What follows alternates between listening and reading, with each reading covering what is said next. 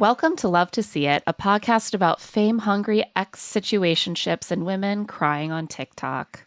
In Minneapolis, what do you know? The men are all grounded minimalists and the women are all overthinking decorators.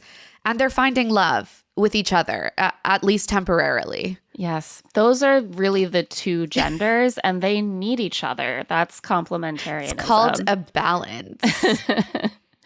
Just a quick reminder that we have been covering the Traitors over on Rich Text. You can find those episodes at claireandemma.substack.com. We're also covering The Bachelor on Tuesday. Stay tuned. And Emma's getting married this weekend. So crazy. At what some the fuck? point, yeah, it's happening. Single no more. So we're going to be doing at some point soon a recap of her wedding on Rich Text as well. So if you're interested in the details, check it out. And with that housekeeping out of the way, I think we got to dive back into Love is Blind. Yes. 3 episodes, not 6 this time. And yet we have so much to say. They really squeeze so much into these 3 episodes. They're like, get them to Honduras, get them out of Honduras, get them to Minneapolis, meet the families, see the home. Like, it's just a lot going on. It's kind of what we were worried was going to happen, which is that there's no drama to cover. So they're squeezing in this honeymoon, but like nothing happens on the honeymoon. Right. So you're they're like, we squeezing in all this barely filler. needed this. We didn't really need even a full episode. But yeah. To start off, they have not yet gone to Honduras because we have to finish the Daniel and Taylor conversation that like left us on a big cliffhanger last episode.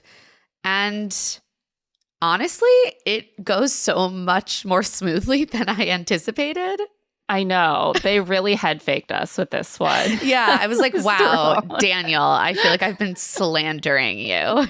Well, the weird thing is that I already didn't really like Daniel just based on the way that he kind of talked and his whole personality that he presented. And by the end of this scene, I liked Daniel. Same. And I don't know how they did it, what witchcraft, but I warmed up to Daniel so quickly that my head was spinning. I know. Daniel has really done an about face for me. And now I think he like might be the best guy on the season. It's always a wild ride with the guys because they'll do like nice things for 2 episodes and you're like, I love him. And then you find out that he, you know, has several bodies hidden in his basement. You're like, oh no, I was wrong about him. I have to go on the record that I was wrong. So we'll see. But something about seeing them together in person, I think that the way that he interacted with her in person was really endearing to me because it wasn't just these cliches about like the mother of my children or whatever. It was like he really seemed so like calm, patient, understanding, and like considerate of her mental state and what she was going through. And that is very winning, I think. Well, especially when I think these episodes showed us at least a few men who have zero ability to be empathetic to the emotional experiences of their partners. Yeah. Dave, I'm looking at you mostly. So this was refreshing. Like we see Daniel really thinking about whether he followed her on Instagram. Which is funny because initially he was like, I have a photographic memory. I would definitely remember if I ever followed you. And now he's like, I just don't remember. But it seems like he doesn't remember. I sort of think that maybe he's like doing that thing that so many of us do when someone seems sure something happened. You're like, maybe I was wrong. Maybe I did. You know, he's like, I can't actually, I'm not 100% sure. Ultimately, Taylor has an app on her phone that I guess shows her everyone who has followed and unfollowed her. Yeah. So she's like, I'm going to be able to check. Production offers her her phone. And this is actually when the vibe starts to shift between them because she needs Wi-Fi to access the app and she asks for production's help. They don't respond initially. And they both say at the same time, Bueller. And then they laugh, kind of like, it's so weird how similar we are and how perfectly matched, even in this like painful moment when our relationship might be ending, you know? And it's kind of sweet, even though it's obviously such a popular joke and it's not that weird that they both made it.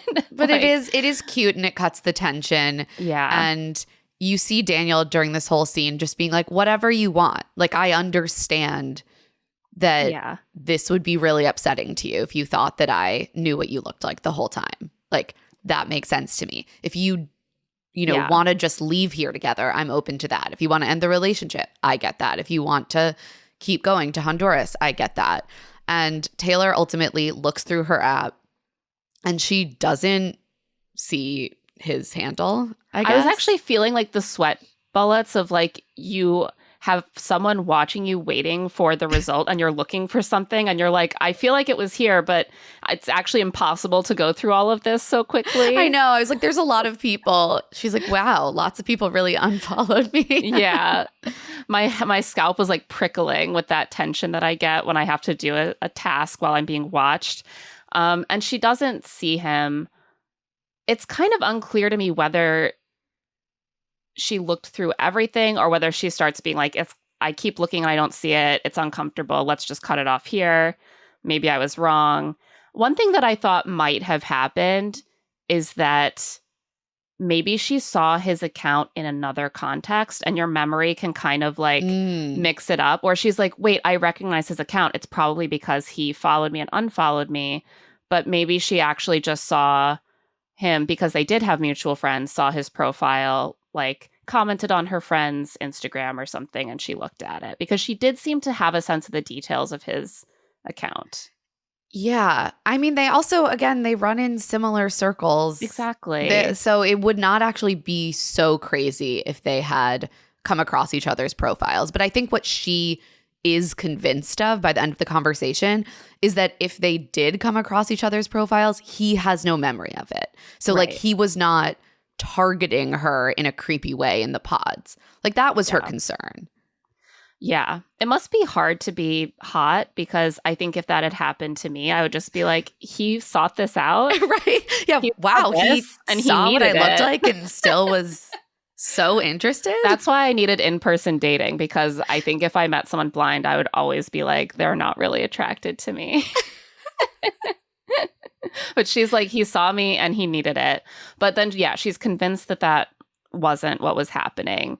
And the fact that he really stays calm and understanding of her reaction, I think really helps her come to that conclusion. Because he's like, not defensive at all.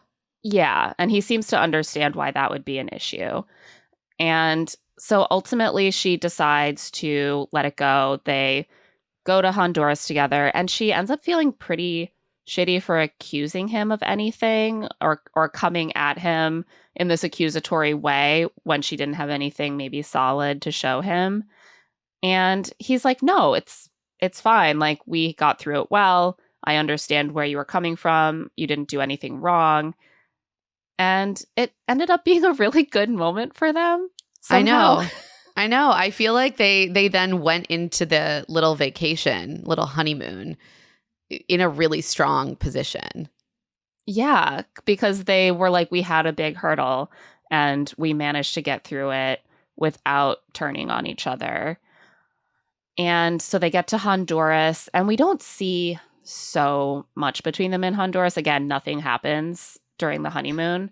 What I do see is that Taylor has brought an entire shelf of sunglasses. Like, she must have had a sunglass suitcase. I don't know how people travel if they're packing this many sunglasses. Multiple suitcases, Claire. Because then you also have to pack that many pairs of shoes and that many swim cover-ups and bathing suits and multiple suitcases, I guess.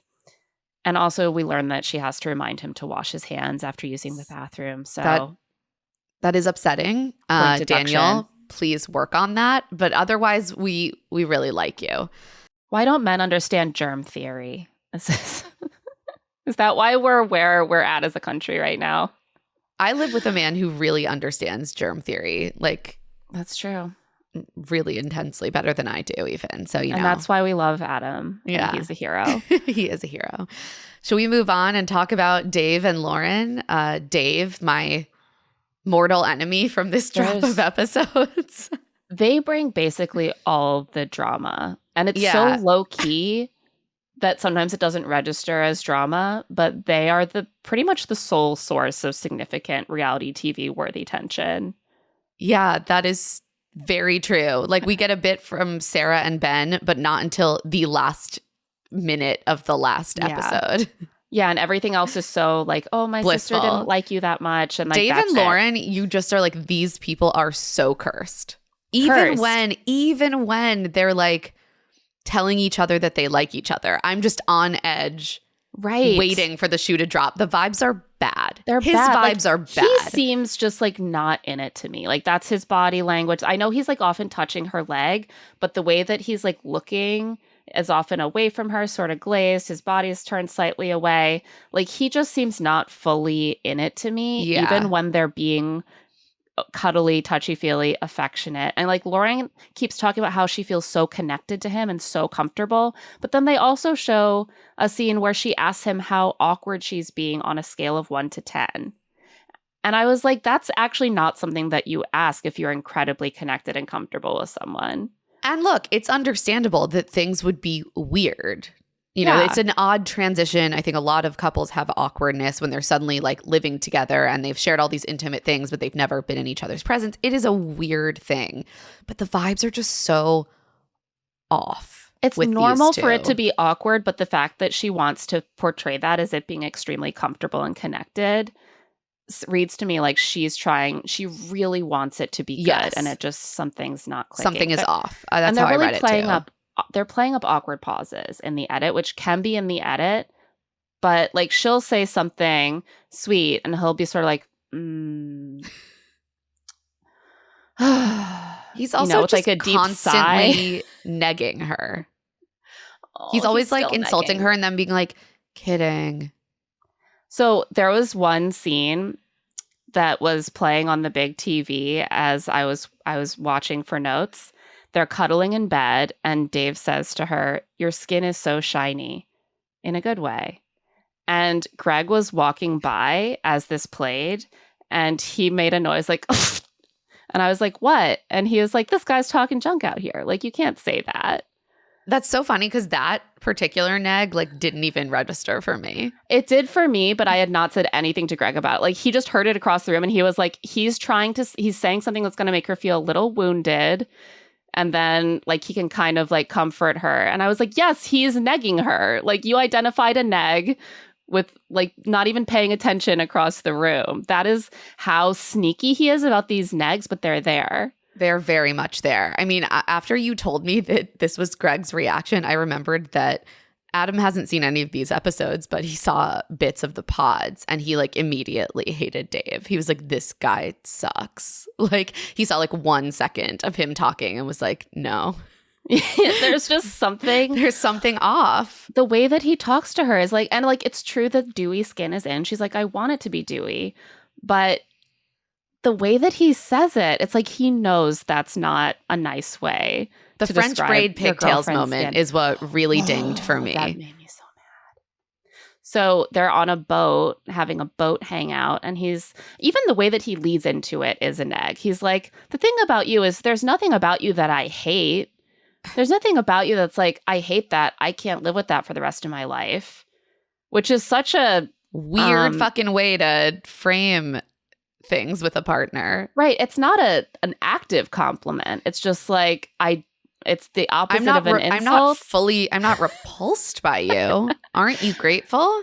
And then he's like, there's nothing about you that makes me be like, I hate that, except maybe the new hair. And she's wearing French braid pigtails. And you can see her kind of touch them and laugh a little in that way that's a dead giveaway that she's feeling a little insecure about her hair suddenly. Like he doesn't like the hair. And he's like, kidding. It's just, okay, you're kidding. Some couples have a dynamic where they go at each other a little bit.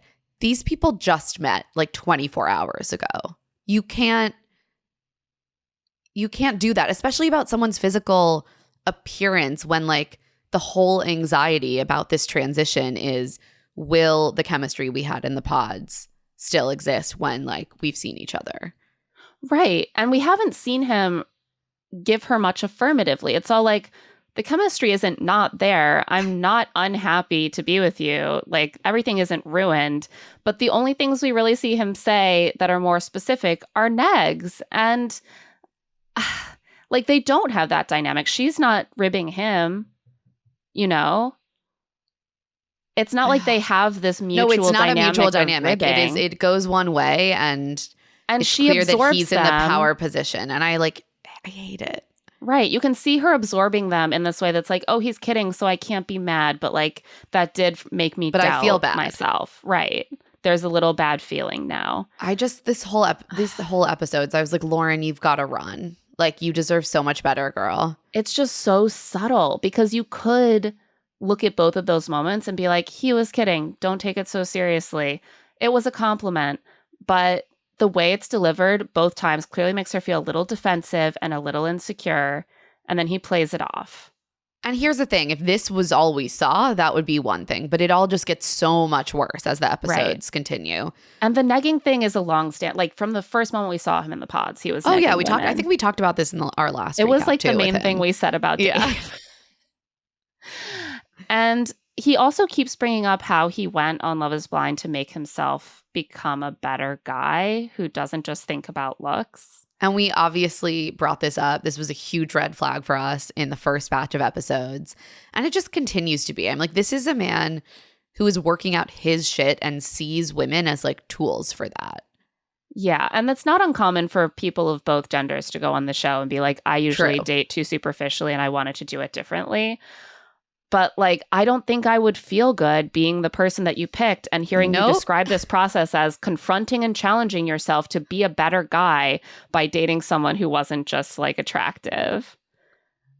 And he never gushes about her looks, you know? So you're left with a sense that like, you're this sort of like, he's eating his Wheaties by dating you. Right. He's like, okay, I'm going to do the thing. I'm going to confront my fears in therapy by dating you. Exactly. I'm becoming such a better person. Oh my God. We also get some hints while they're in Honduras that his relationship with his sister is what we might call enmeshed. Like, it's codependent. It's going to be an issue. He has sister issues. He plans to call his sister first after getting home. That's fine. He seems really anxious to tell her that he's engaged and to convince her that he's happy and okay. Like, his first thought is like, when we get home, I'm going to have to like immediately contact my sister and like smooth things over and reassure her about everything that's happening. You're like, okay. Okay.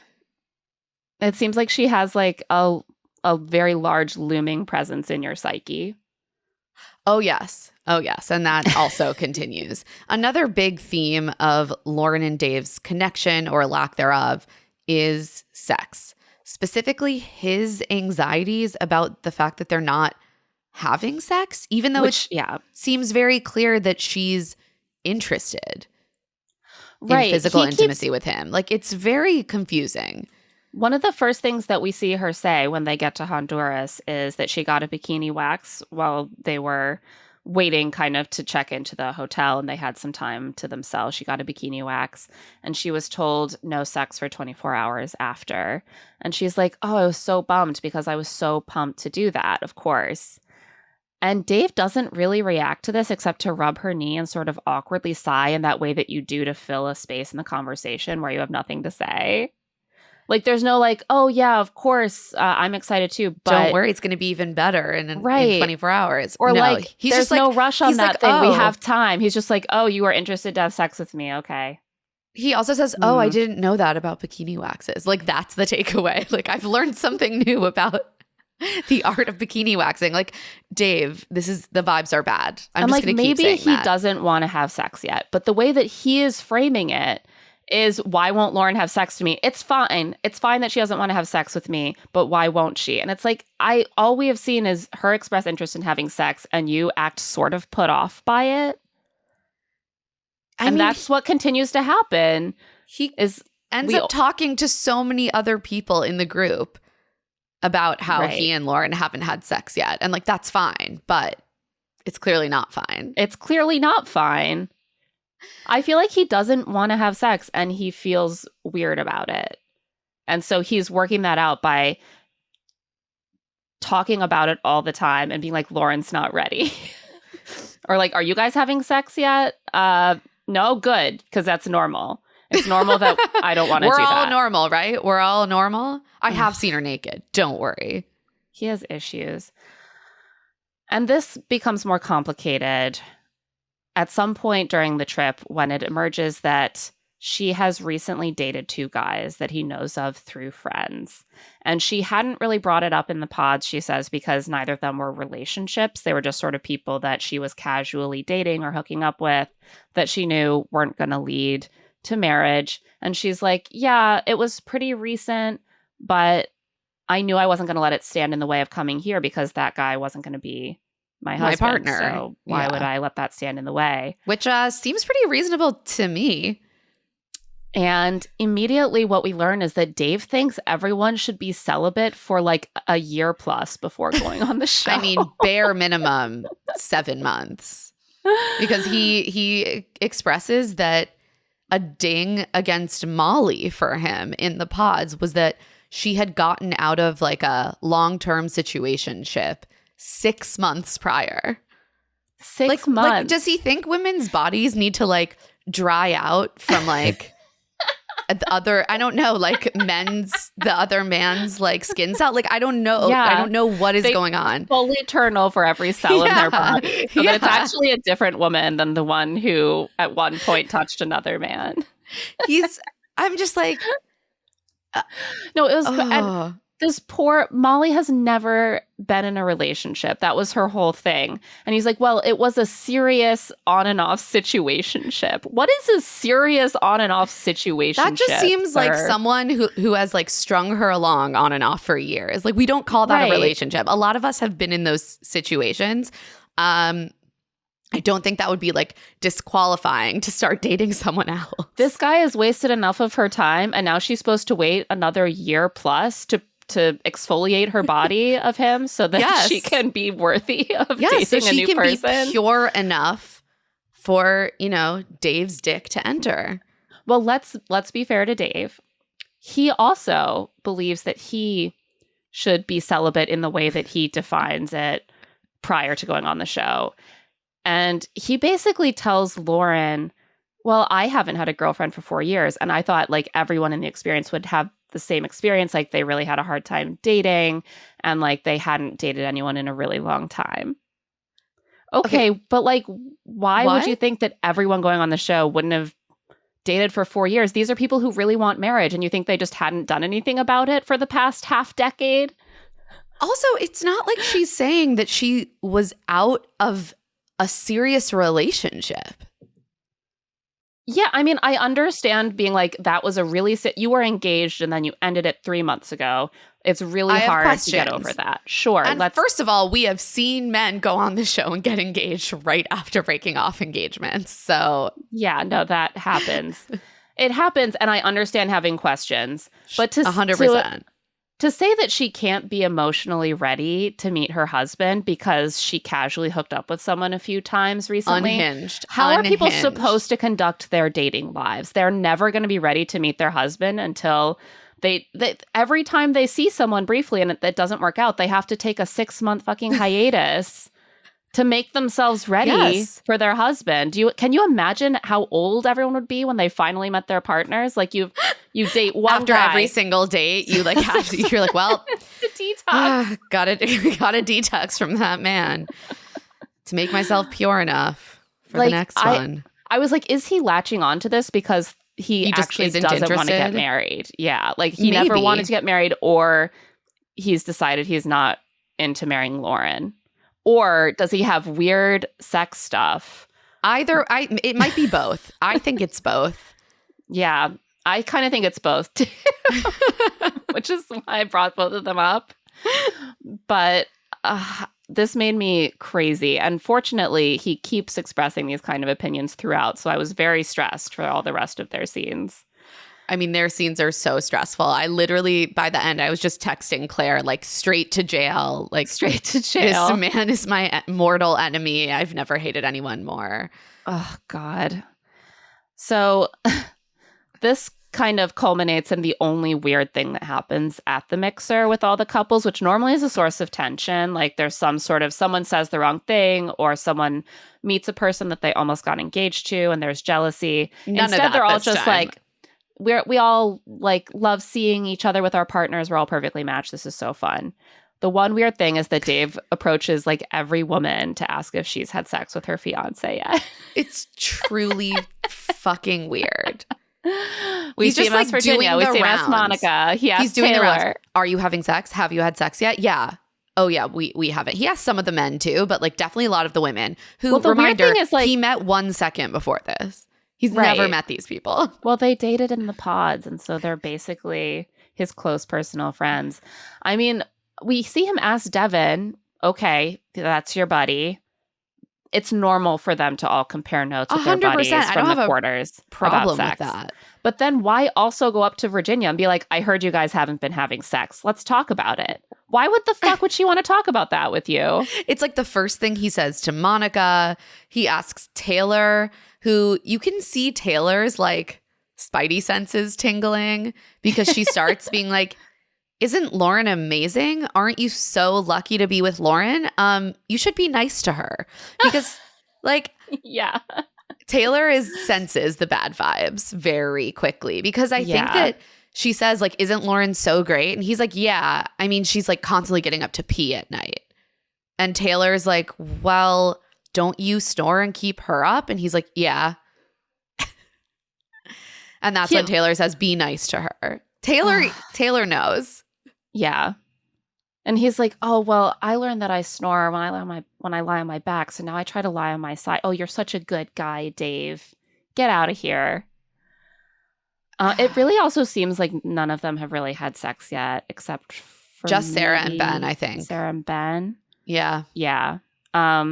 Which is interesting. It's actually unusual. Yeah, sometimes there's like a ton of like a sex fest that happens, but they're all taking it slow. Do you think it's because so many of them are religious? It might be the religious in it. I also wonder if a lot of them are just like kind of still feeling things out, actually. They're like, we're a good match. Look at us. We're a good match. Do I really like eagerly want to jump your bones? No. No, but like you're attractive. You're attractive and nice, and we have a nice time together. You know what I mean? I feel like that's more the vibe in a lot of these relationships. 100%. So let's talk about Devin and Virginia's time in Honduras briefly. There isn't a lot to say. I mean, they just seem to have a good time. They're clearly physically attracted to each other. They do a lot of matching outfits in purple. I was like, is this their... Did they decide that this is their couple color? Well, at one point they mention, like, we're so similar, we picked the same outfits. And I was like, oh, did they just show up and realize that they have all the same, like, color matching outfits? And they're That's like, okay, funny. I guess we're going to color match. We might as well. Their vibe is very low-key. She's very low-key. Her energy is very serene. And so there's no conflict. The age gap gets more screen time than it did in the pods. She kind of teases him for thinking that she looked like an old lady in the pods. And he's like, no, I never thought that. I knew you had a young soul, which you see in the face.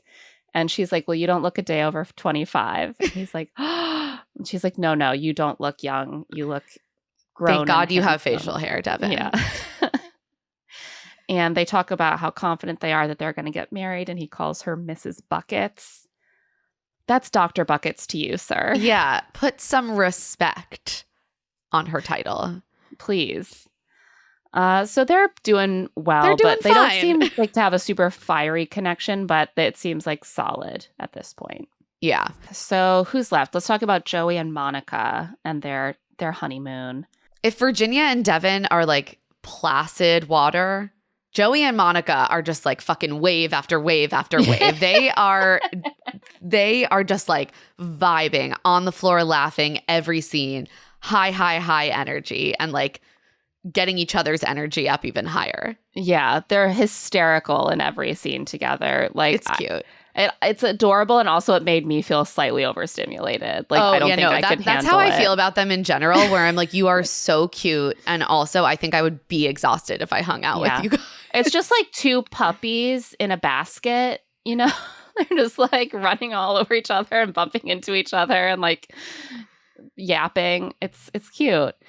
In one scene, we learn, thanks to an egregiously off-center fireplace, that Joey has a history of OCD, which we didn't learn before, I don't think. And he talks about that a little bit, which was interesting. He talks about how it was maybe a way to reassert control because he felt very powerless. You know, his sister had cerebral palsy and had a lot of health issues, and his parents would fight. So he would need to like count everything to a certain number or touch things a certain way, like with the index finger touching last. I was kind of intrigued by this because I don't know a lot about OCD. I feel like I did a lot of this stuff as a kid. And I was like, is this kind of normal kid behavior that just like is out of control and causes distress? Or was I undiagnosed mildly OCD? I don't know. But like, I remember having so many like rituals that involve counting and touching things in certain ways. And so yeah. I do wonder, like, can you have like mild OCD as a kid that you kind of grow out of? I don't know. Because it's normal to have like certain rituals as a kid, but yeah. if it's really controlling your life and causing distress, then it needs treatment. And she asked some like really thoughtful questions about it, I thought. So it's a good conversation. And then he talks about how his parents tried to get him on medication, but he wanted to do it without medication through exposure therapy. And it seems like it worked. Medication is also great, but that's not what he wanted to do. And it was nice to learn a little bit about that side of him. Yeah, they seem to have a really solid connection as they head like into moving in together. Yeah, it was nice to see them talk. Like whenever they talk about something a little more serious, I'm like, okay, it's good to see that they have this and not just like it's not just at 100 all of the time. Like they are also having like really deep conversations. And I think that obviously happened in the pods, but we just like didn't really see that much of it. As much of it, yeah. Ben and Sara have a really easy trip to Honduras. I think they're maybe like the most blissful in this part. Yeah, they seem so they have the vibe that is the most kind of like romantic. They're really into each other. Like they have fun together. They're very attracted to each other.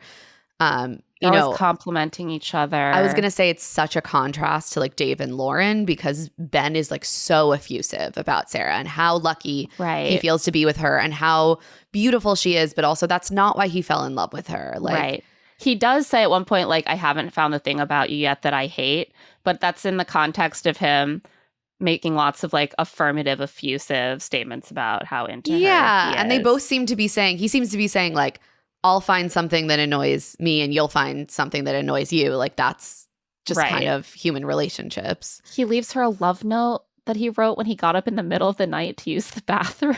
I was like, Ben, what the fuck? It's getting suspicious. Like I do see why this is the kind of guy who could leave a lot of angry women across the Minneapolis area. I know. Because I was like that kind of capability paired with a cute face and a gentle sort of demeanor, and then he like does something fucked up. I know. That would be a lot. I know. I was like, this man could have like destroyed me, to be honest. And is that what's going on? Maybe we'll know more by the time these episodes actually drop. We're taping a little bit ahead. But just based on what happens in these first couple episodes, he seems great for the most part. She seems great. They do have a conversation where I had some questions for Ben. He makes fun of her for girl math because she leaves tags on her clothes. He's like, that's girl math 101. If you don't take the tags off, you never buy it. Okay, doesn't click in my head.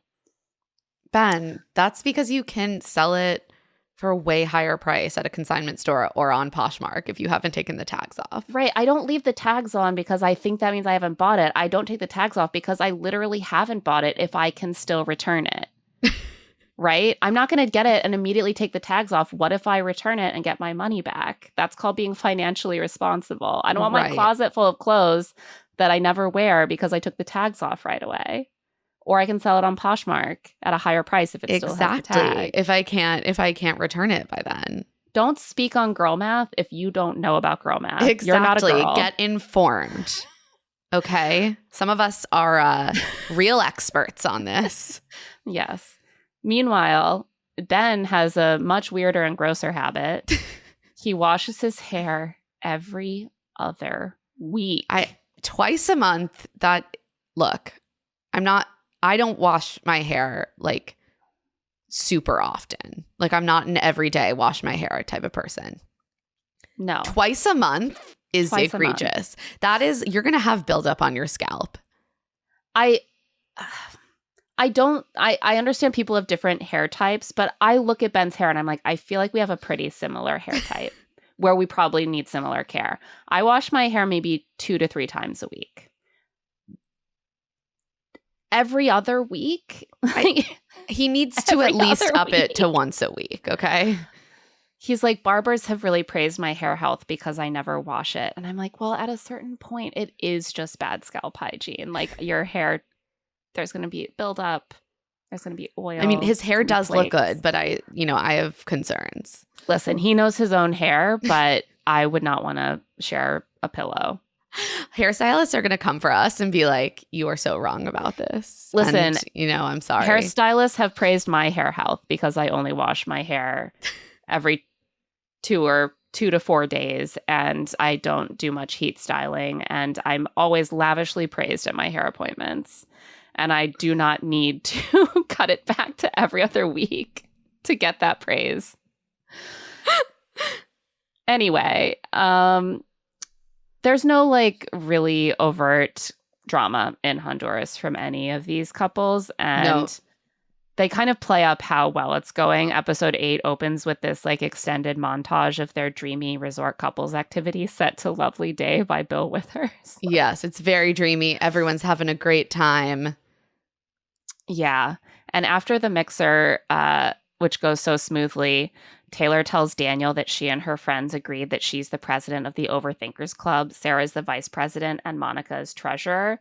And what do you know? The president of the Grounded Club is Daniel, Ben is vice president, and Joey is treasurer. It's so interesting how the women are all like irrational overthinkers and the men are so rational and grounded.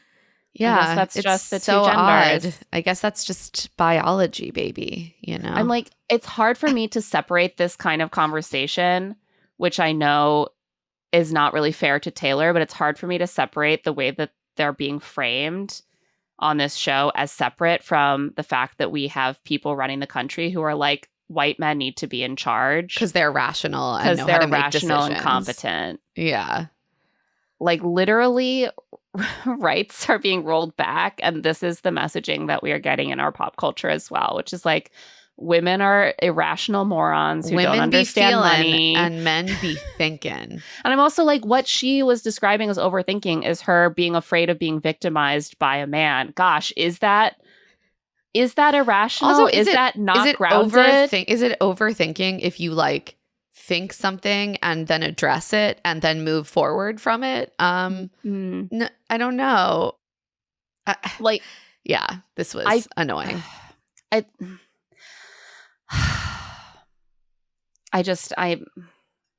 Taylor, speechless. you seem very grounded to me. She does seem very grounded. I think that she handled it pretty appropriately. And I understand that she's feeling a little self-deprecating about it. But I haven't seen any sign that Sara is an overthinker or that Monica is an overthinker. What I see is women who are very aware that men have treated them badly in various ways and that men are empowered to treat women badly. And they are, in a grounded and rational way, cautious about that and trying to protect themselves. And the men who don't really, I think, feel they have that much to fear from the women are so grounded because they have nothing to fucking be anxious about. I know. Thank God we're not going to let women be in charge of anything anymore. I'm depressed now. But yeah, mostly we just hear them all discuss how much they snore and fidget during their sleep. That is like the biggest, most consistent conflict we get. I know. It's just like well, I know you so much about these toss people and turn. You snore in these specific positions, and you pee a lot. I was like, I don't care. I'm us right along. Literally snoring right now. Please stop. Move us along, and blessedly they do. We head back to Minneapolis. The couples move into like a giant luxury building, into cute apartments with nice kitchen islands and big windows and 2 bathrooms. That's luxury. Ooh, I don't have 2 bathrooms and I have 2 children, so I'm jealous. Nick and Vanessa do their pop-in. I loved this. They're standing on a boulder in front of the water. Yeah. Like, I think some waterfront in Minneapolis. I'm not super familiar with the area, but like, it looks like green screened in. Yeah, I think they were like in front of a lake. Yeah, but they're like perched on a boulder in their fancy outfits. Yeah, you're like, why? Were they on that boulder? Like, were they in a studio in front of a green screen? Do I believe that Nick and Vanessa set foot in Minneapolis? Not really, to be honest. A green screen seems more likely. But they do remind us that our couples now face the real challenge, which is integrating their real lives, meeting each other's families, seeing each other's homes. Dun, dun, dun. Thank God for Nick and Vanessa. I had forgotten. I know. So. I had forgotten, but they really frame things for us in such an important and essential way. Yeah, they've got it. You know, people are always saying the Lachey's just have that it factor. So let's start with Daniel and Taylor. They seem to have a pretty easy transition back to Minneapolis. It turns out they have a lot in common in terms of their family values and like their family's backgrounds, even though their families are sort of receiving this information differently. When you see them with their families, it's almost comical how similar everyone seems. Yeah, they fit together very easily. They meet Daniel's family first, which seems to be because his family is a lot more warm to the process. They are pretty much immediately supportive. Yeah. They really relate it quite explicitly to the fact that his older sister, Rachel, who we meet, was born blind. And they all talk about how that relates to the experiment. And Daniel and Rachel and their mom kind of specifically speak to the fact that Rachel has always been blind. She always has chosen who to love and how to feel about them for who they are and not for how they look.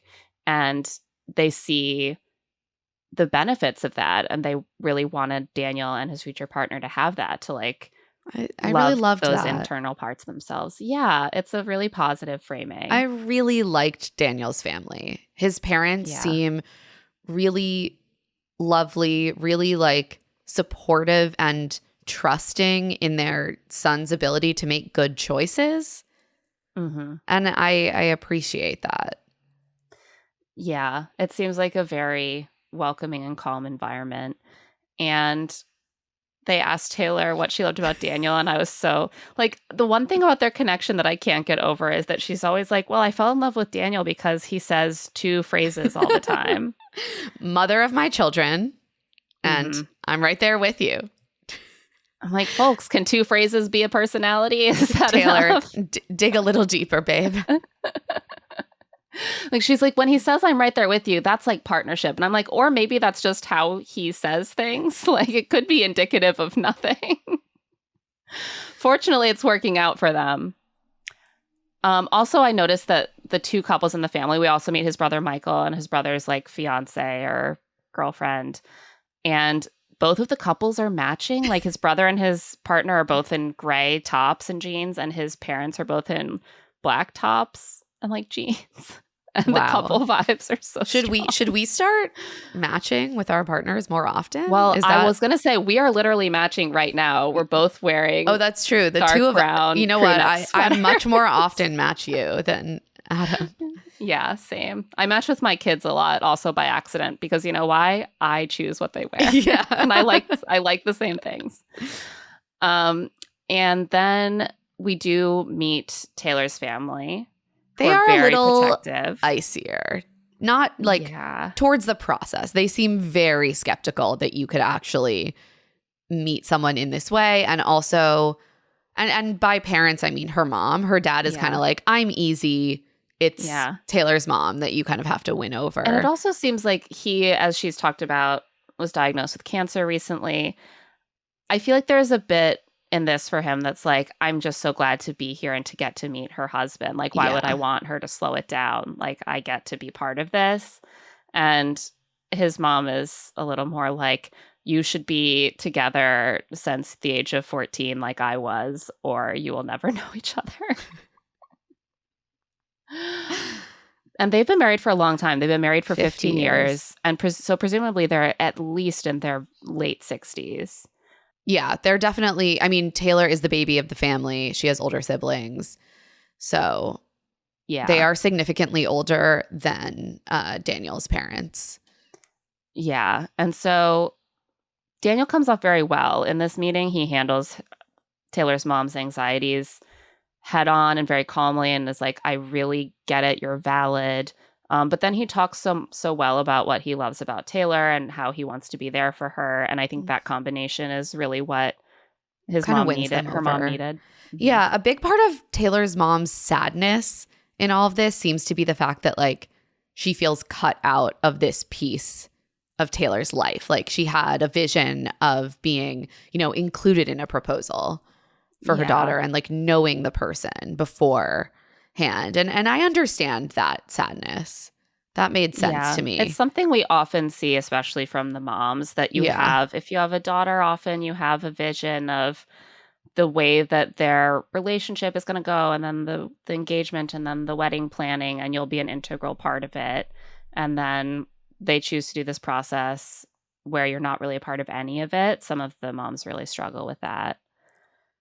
But she ends up coming around. And I think also a big part of this is not just how Daniel handles it, but his parents actually come over to the house to meet Taylor's parents. Yeah. And the three couples, again, just are so similar. I know.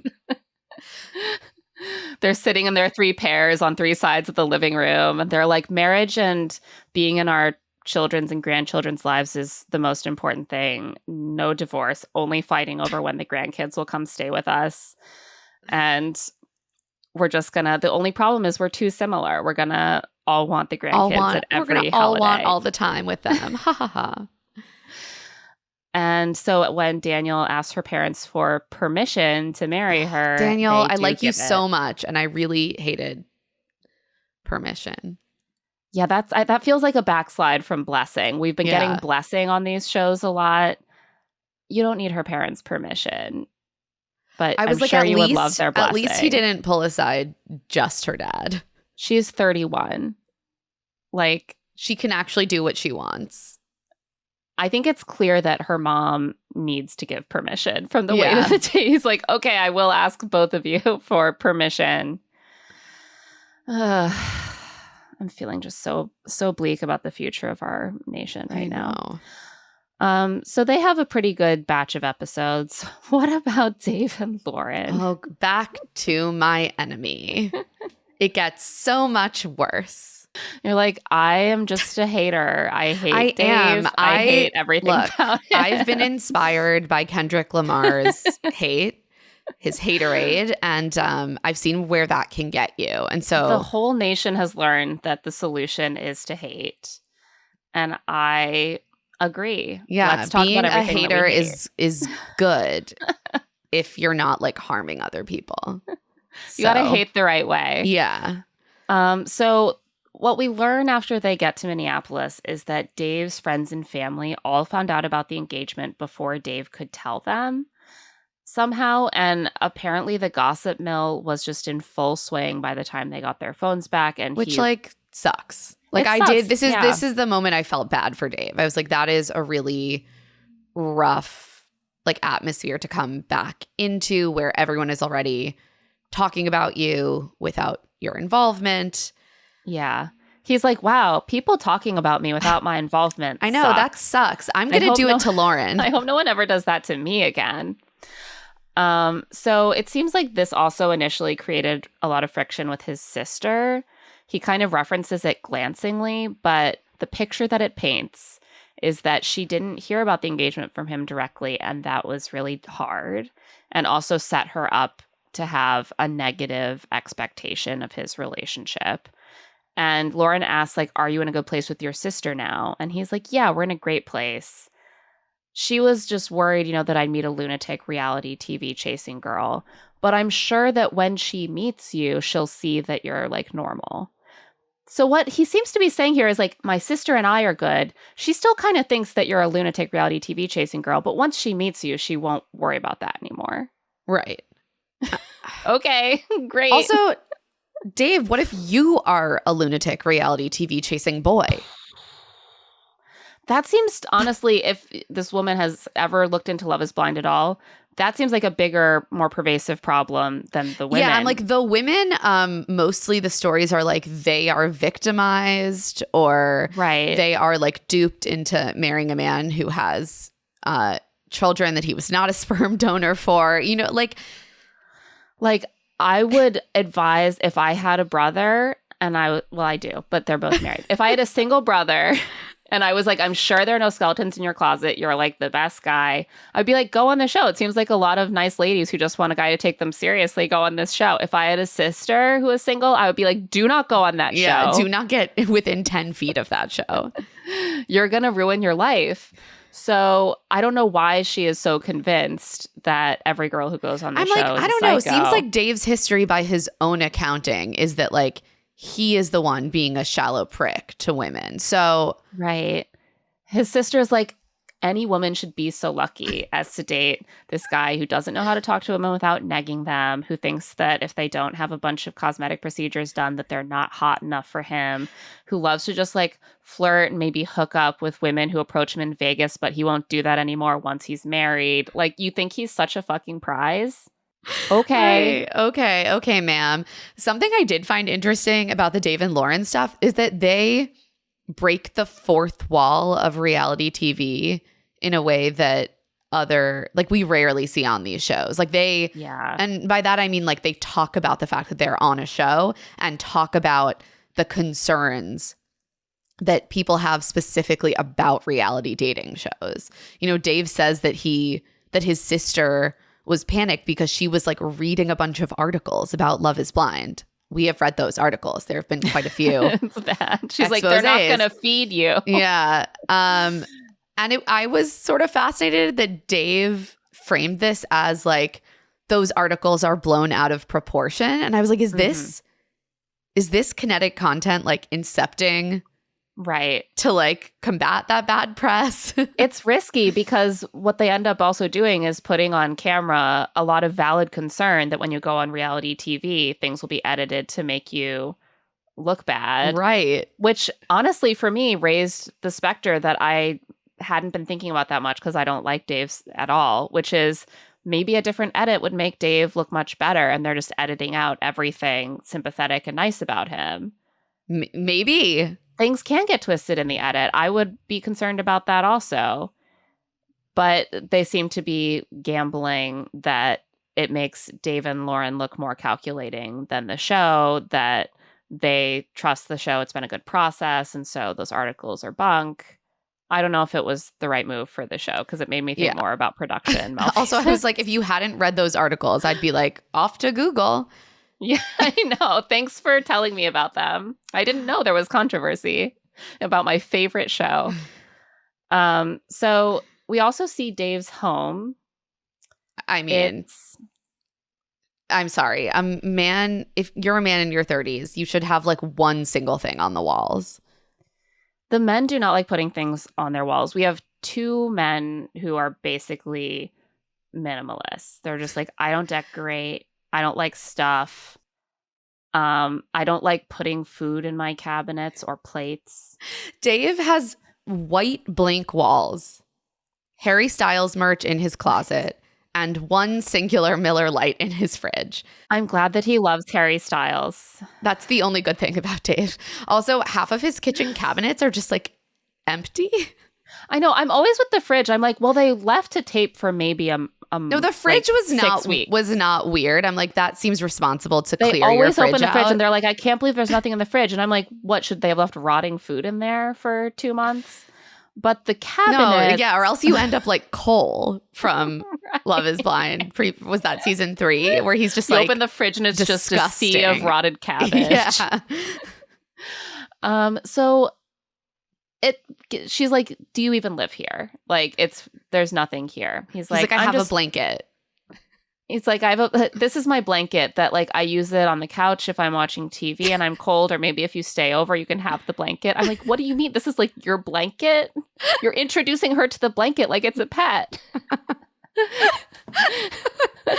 My precious blanket, it keeps me warm, or it could keep you warm.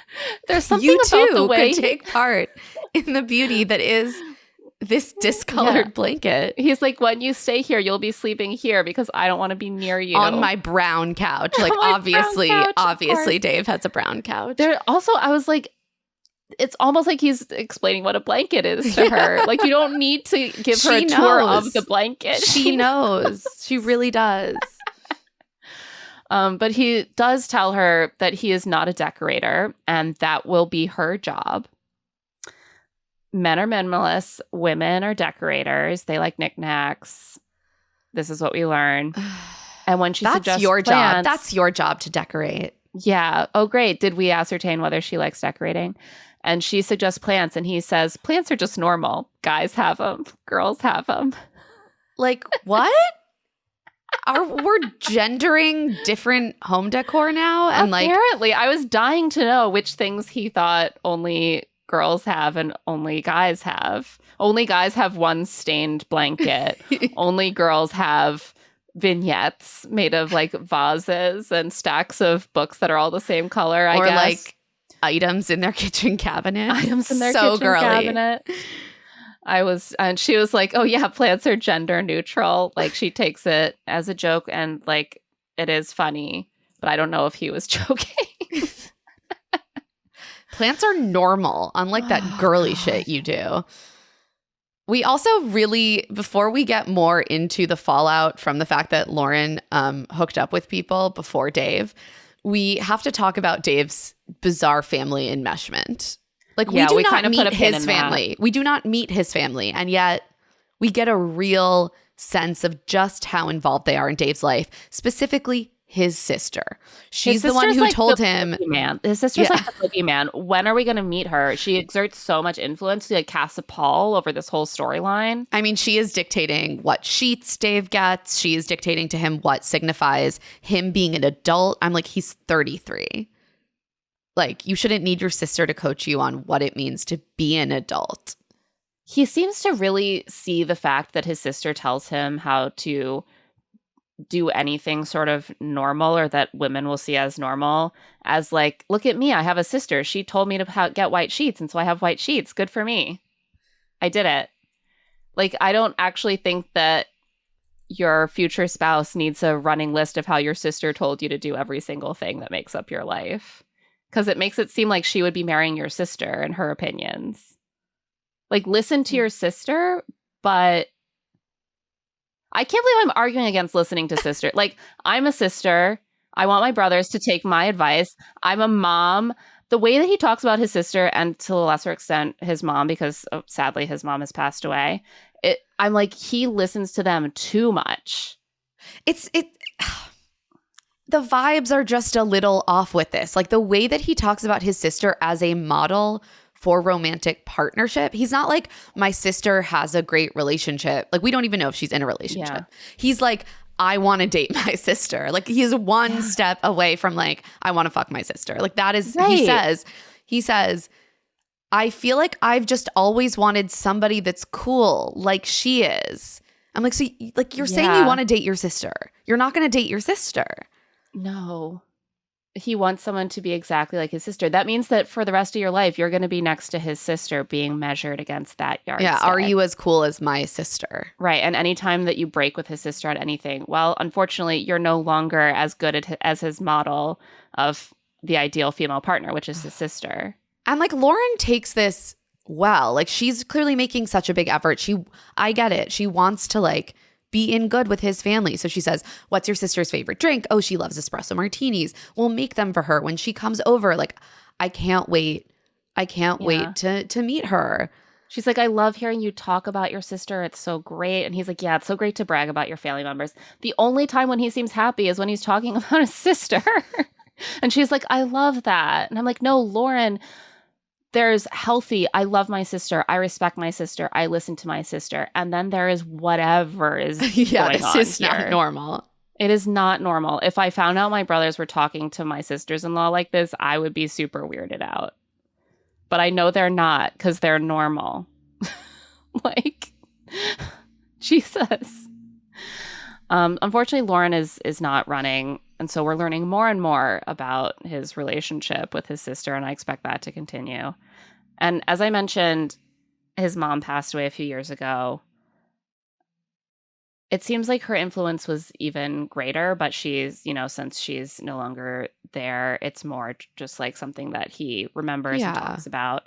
And they have this conversation about living together before marriage. And we learn that Lauren's dad had an issue with her brothers living with their spouses before marriage. And she's like, yeah, he really doesn't like that.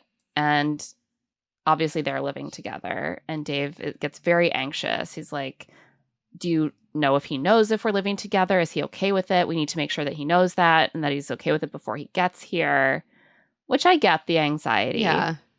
And then he's like, well, my mom wouldn't have been okay with it either. He's basically like, we wouldn't be living together if my mom was alive. Right. Even if we were like married. He's like, my parents always slept separately when they stayed at my grandparents. Like for the entire marriage. Okay, that's your parents' choice, I guess, but that is weird. That is a level of anxiety about sex that is pathological. Like, oh no, my adult married child might be having sex in my house somewhere. Like, I'd better keep them apart. No, their spouse. They're married. Like the jig is up. They've like had children. I don't. Yeah. It's bizarre to me. Just don't think about it. Like when I'm in a house with my family members and all of our spouses, we're not thinking about that. Because, again, normal. You're like, it's just weird. It's weird to think too much about your immediate family members having sex. It's just right. We tend to just not do it. Around it, like so that's all going really well. And then there's the ex situationship. So as we found out in the Honduras episode, Dave has mutual friends with two guys that Lauren was seeing before filming, and specifically one that she was seeing like the most recently before filming, who she says was like very casual. Lauren says this guy had not met her friends, and she was very clear very early that he was just not going to be a viable long-term partner for her. But Dave's friends are all chattering. And they have a version of this story, which they have clearly gotten from the guy. And this is the version that Dave is giving weight to. Yeah. And that version is that, like, this guy and Lauren were dating and they were hooking up, like, the day before filming. Yeah. He's not always super clear on what the allegations are, other than that they were together the Friday before filming or the day before filming. And he's really fixated on that. He's also fixated on the fact that his sister has heard this rumor. And now she doesn't even want to meet Lauren even more. It does sound like a kind of stressful situation. We learned that they moved into the same building for filming that this guy lives in. Kind of wild. And it looks like a huge new like luxury high rise. Yeah. So it makes sense that it's not, sometimes it's a smaller building. It's clearly they're filming in a building where a lot of There's a lot of people living there. Yeah. That sounds stressful. He's close by. He's in his friend's ear. And I also understand why Dave would be like, it's weird that like this guy has like texted you since we've been back. Like, I feel weird about it. Yeah. Fair. What bothers me is that Dave does not seem to give any credence to Lauren's version of this relationship. Yeah. The way that he talks about it is always sort of like, well, my friends told me this, and there's just no way to know. There's no way to ever know for sure. And she's like, well, I know that that's not true because I was literally there. And your friends weren't even there. They just heard it from this guy who you told me before you don't think very highly of from the little you know about him. And like he could just want to get on TV, as you've acknowledged. I know for a fact that he's not telling the truth. And he's like, well, guess we'll never know. We'll never know. There's no way to know for sure. And he just gets very cold to her in all of these conversations. And the more we see them talk about it, the more Lauren is like visibly extremely distressed from it. I also just think like if she thought this was such a big deal, I don't think she would have brought it up in Honduras. I don't think that she would have just volunteered like, oh, these were the people I was seeing. Yeah, I try to see it from both sides because I do think that often men come on the show and then there's like a girl that says, oh, we were still dating, we never broke up. And that becomes a big scandal. Here's the thing. And if there are texts out there, Trevor style, where it is literally like Trevor's texts were like, I am faking this. This is all fake. Can't wait to get back to you, baby. Like, like I am lying.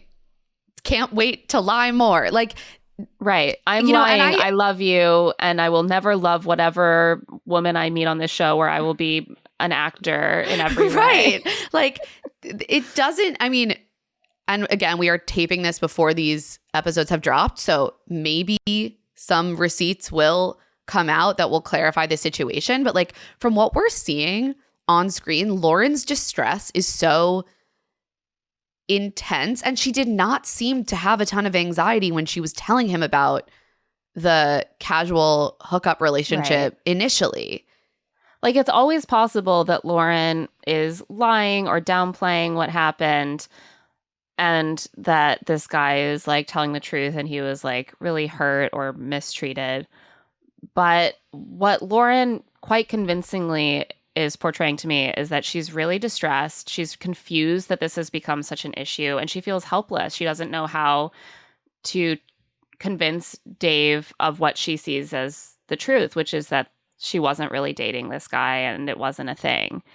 And the fact that he is so like unaffected by it is really off-putting. Like, it's really upsetting to me. He can't hold both things. Like, this is my partner that I love and I want to trust, but also I trust my friends, and I want to really try to sort this out because it's hurting me and it's hurting Lauren. If it's not true, what suffering I've put her through. And also she repeatedly says, like, I want to meet your friends. I want to be a part of these conversations.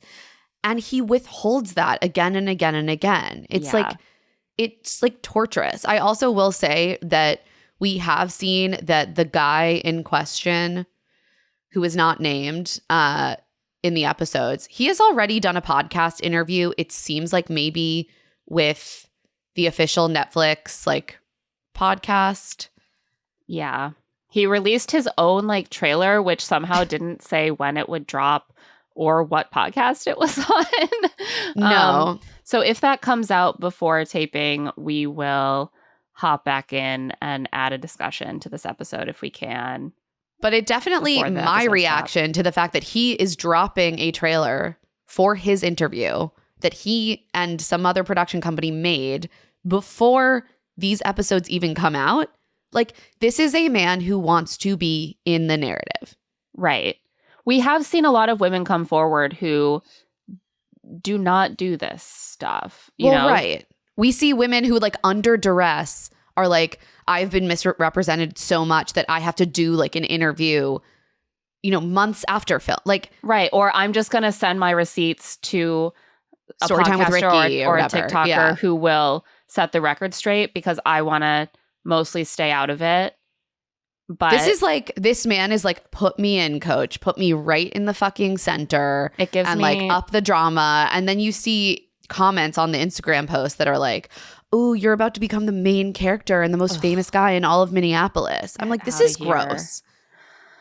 And until I see something that convinces me otherwise, I am like disgusted by all of this. But instead, this just keeps hovering over the episode. Like, we see their first conversation on camera about this. At the end, after they talk about it, Lauren gets a little emotional and is like, it's hard. People are saying things about you. And she's like, you know, my mom called me and told me a lot of people are going to have opinions. And my opinion is I love you and I trust you.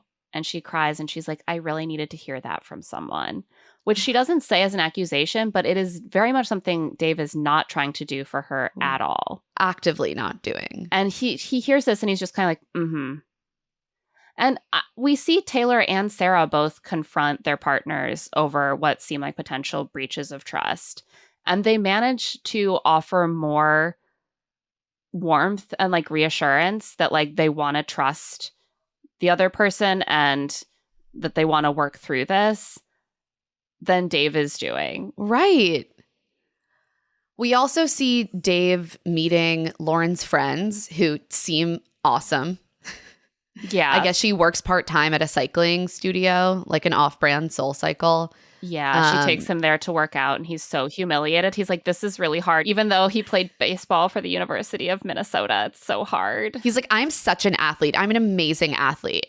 He tries to play it off like, this is only hard for me because I'm such a big man that there's not even like room for me to do the moves on this bike. I was like, no, Dave, it's just a new thing. Yeah, it's really hard. And it is hard. And there is like choreography involved. And like, it is hard if it's your first time. That's okay. Yeah. But she has these two amazing friends who are willing to be on camera while very sweaty. I know. I was like, bow down to these women who I believe they're a couple and she is like best friends with them. Oh, that's sweet. Because they talk about like their engagement party is like right before she left for filming. Oh, that's so nice. Yeah, I missed that somehow that they were a couple. But they are clearly like ride or die for Lauren, and they are ready to back her to the hilt. But they also handle this all so well. Like they are very, you know, the three of them, the four of them sit down after the class and like have a little chat.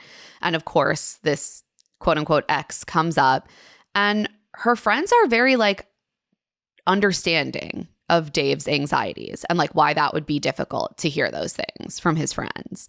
You know, they remain very calm throughout. It's more like they're like, we get how that's hard to hear, but here's context from people who know Lauren super well and would know a lot about the situation, just like maybe your friends would know about it through this other guy.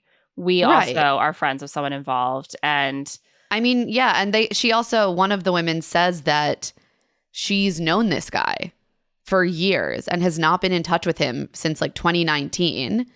And when the news broke, I guess, that Lauren and Dave were filming and were engaged, he slid into Lauren's friend's DMs to say, should we blow up this wedding or what? Yeah, that sounds like the behavior of a guy who's like genuinely really concerned by Lauren's dishonesty. Yeah, this is not like, you know, you would think like, hey, I know you're close with Lauren. I'm really hurt by this. I thought we were dating. Like, no, he's like, should I involve myself in the narrative of this TV show? It's so bizarre. And their take is that he just wants to be on TV. And Dave is like, maybe that could definitely be the case. I'm just going to act like Lauren's probably lying to me, though. They're also like, she was with us right before filming at our engagement party. He was not there. We never met this guy when they were hanging out. Right. We would have, when she had a boyfriend, we knew him. Like, we didn't meet this guy when they were dating. And another thing that Dave brings up, which I think is also a big part of his concern, is that he's upset about the timeline. And her friends you can see are her not friends, pleased with it. You can see her friends start to like twitch a little bit. Because, like, I'm like her friends. I'm like, yeah, no, we get that, like, you want to really trust someone before you marry them. You just met Lauren. You want to do your due diligence. Of course, you don't want to rush into a marriage and then find out that you should have been listening to these like, whispers. But, like, what I don't understand is your opinion that women need to dry out before the next man enters them. We don't think women need to be cured like jerky in between their relationships. They're like, I mean, what do you mean the timeline? Like, he wasn't with her the weekend before, as we've established, or as we very strongly insist. So what do you mean? Like, you don't think she should have dated at all or seen anyone at all before I this? Think yes. And he's like, I think the answer is yes. He's like, I haven't been on dating apps for a while. And they're like, okay, so good for you, man. What about flirting with people at bars? And he's like, yeah, I've done that. Sure. That's different though. And Lauren starts crying at this point in the conversation. And Dave's response is basically to be like, oh, this just sucks. I feel like I'm in high school. Which, of course, whenever there's a possibility that he is like hurting someone with his behavior in this relationship, he's like, oh, high school. Am I right? This is so hard dramatic. For me. So dramatic that I have to deal with this shit.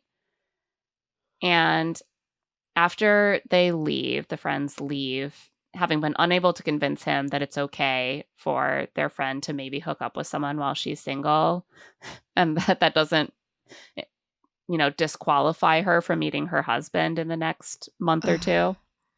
They leave, and she cries some more and says she feels helpless and doesn't know what else he needs from her. And he's like, I think both of us were like, are there texts? So, yeah, I was going through this because you brought it up and I was like, yeah, are there texts? There must be texts. Right. Has she showed them to him and they just don't like prove enough to him? Like, right. Like you would think that the texts would prove something if something more than she has said was really happening. Did she show him the text and he's like, well, you can't prove a negative. And like, I don't see evidence here, but that doesn't mean that you weren't really dating and it was like serious. Or has she not shown him the text? Has he not asked for them? Like, he doesn't seem that interested in getting to the bottom of anything. No, I think that a lot of this is just he doesn't want to be with her and he needs a reason. And this is a reason. And I think the thing that upsets him more than the fact that she might have dated someone is the idea that she was sleeping with someone. Yeah. I agree. He seems kind of fixated on that. And like, honestly, even before this all came up, he seemed not that warm to her and kind of like marginally involved in their relationship. He's just mean to her though at this point. Yeah. It's like you're allowed to not be that interested. Right. And you're allowed to be anxious about marrying someone who 100%. came on the show actively with a boyfriend. But he doesn't seem like he's trying to get to the bottom with it. He doesn't seem like he's really engaged in it with her. He's just kind of like sitting there being like, well, I have a lot of doubts about you. Nothing I can do about it, I guess. I don't know. It's too bad. If only there was something anyone could do. And this escalates in another on-camera argument or conversation where they are like getting ready, like literally putting out snacks for Dave's friends. And then Dave's like, well, maybe my friends are coming. They're on standby. To see if we really want them to come. And Lauren's like, no, we want them to come. Why wouldn't we want them to come?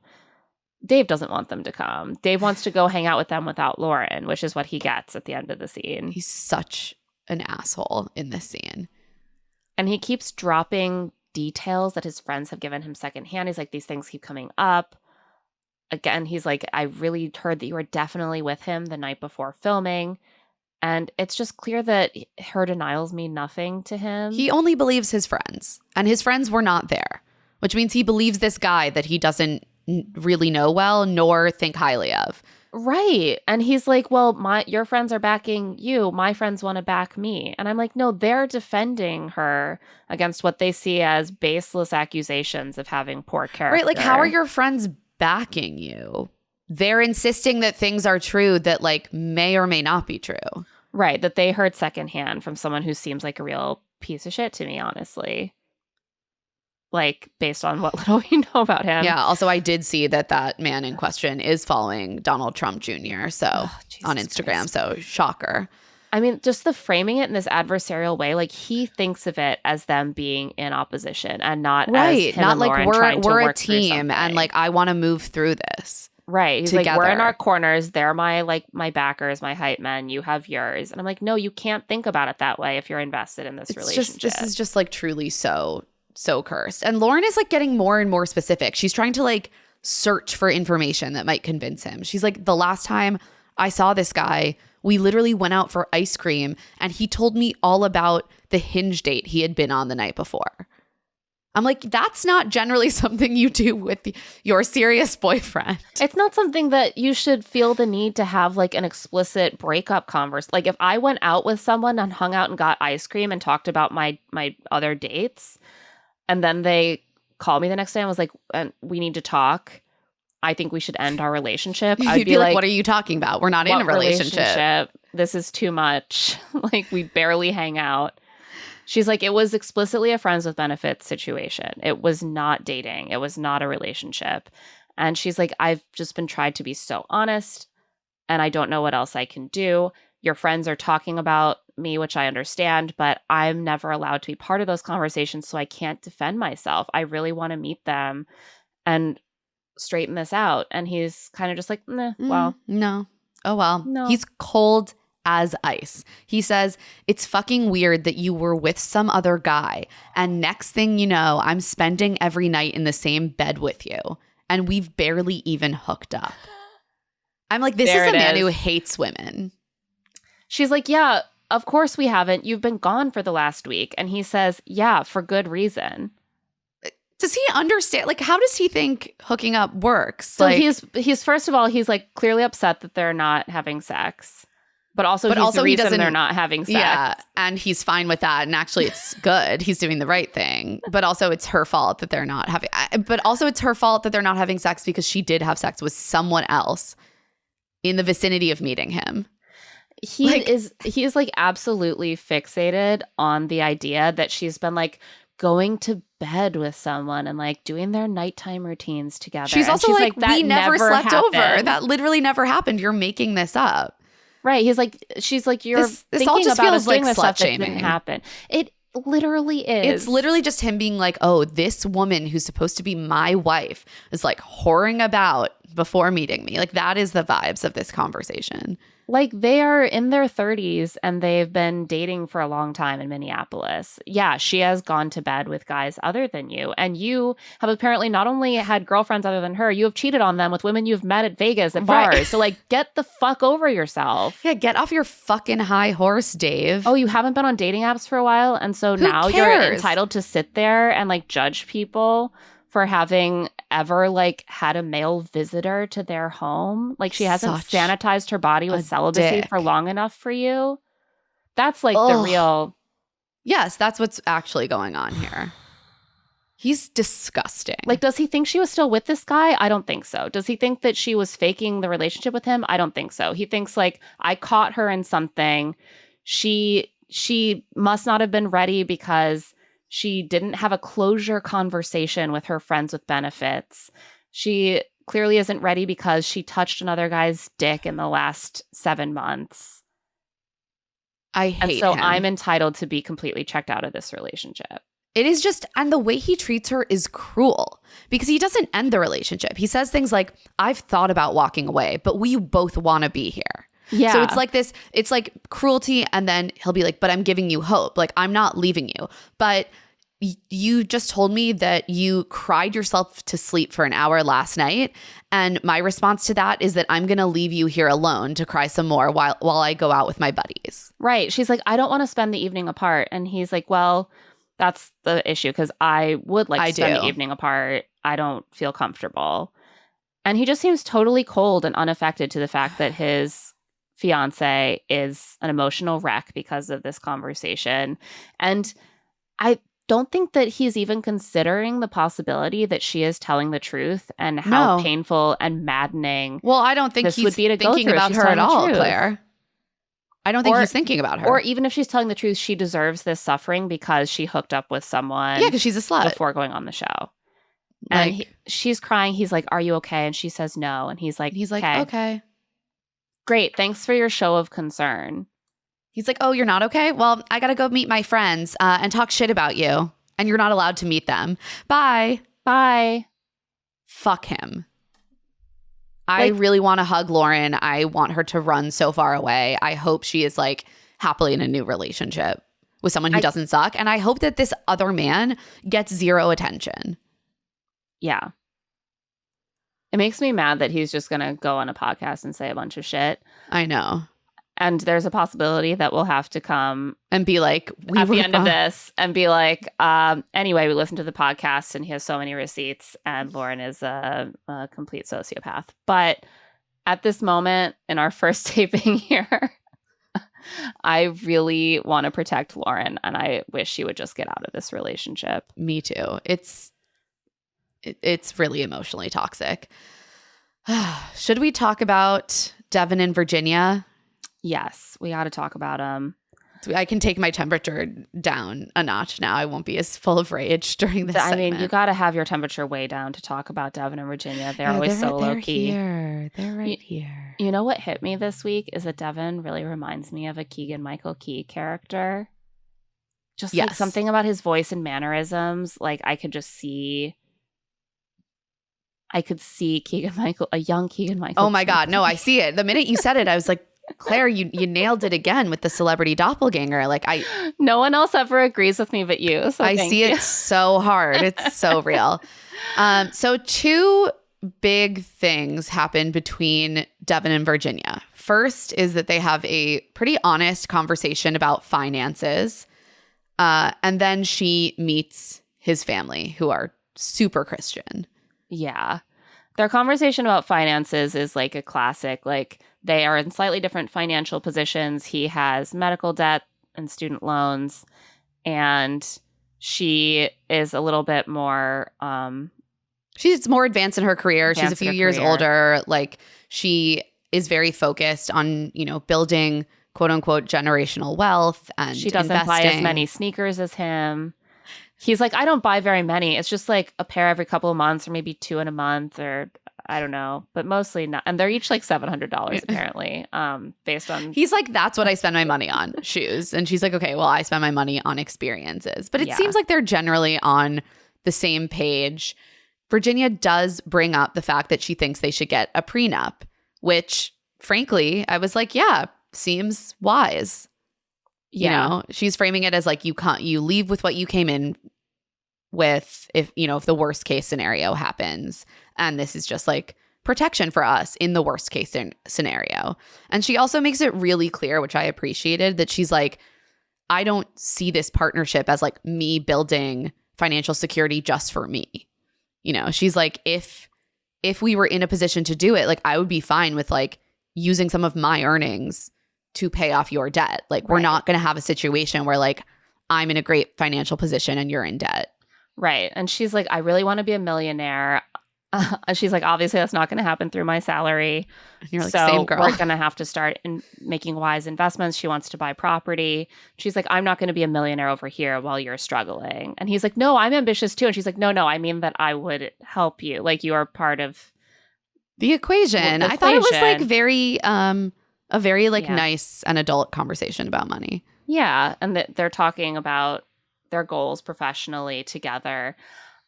I think the prenup thing is honestly partially just an age thing. He's a little bit younger than her.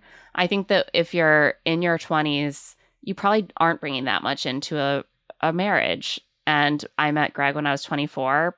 What did I have that I need to leave with what I came in with? If you're in your mid-30s. 4 pairs of shoes when we met, you know? It's a little different. Right. There are assets that you might want to protect, or just like if someone has seen a couple go through divorce, you know, that can also be something that's extremely costly. And like in theory, a prenup just like makes it simpler to litigate and like saves you that sort of like emotional pain of having to go through it when there might be like acrimony in the relationship, right? Yeah. And that makes sense to me that they're coming from a slightly different place, because she is 100%. And he does seem to like come around to it, to her when she explains it a little bit more. But the prenup stuff comes up again with his family. And I was interested that like his older family members also seem a bit thrown by this. Yeah, we meet his extremely Christian family, his parents, his sister and brother, and their pet pig, of course. And they do talk extensively about the finances. Virginia brings up the prenup and explains it enthusiastically, and his family is just giving her nothing. Like stone-faced. She's like, why wouldn't you get a prenup? And they're all staring at her like, what are you talking you? about? How dare you monster. And like her mom almost seems to take this that as like she would leave Devin if he got sick. Right. I think that a prenup to them signifies that divorce is not through thick and thin. It's like you need to protect your assets from your partner, and what might lead your partner to be a drain on your assets. What if they get sick? What if they lose their job?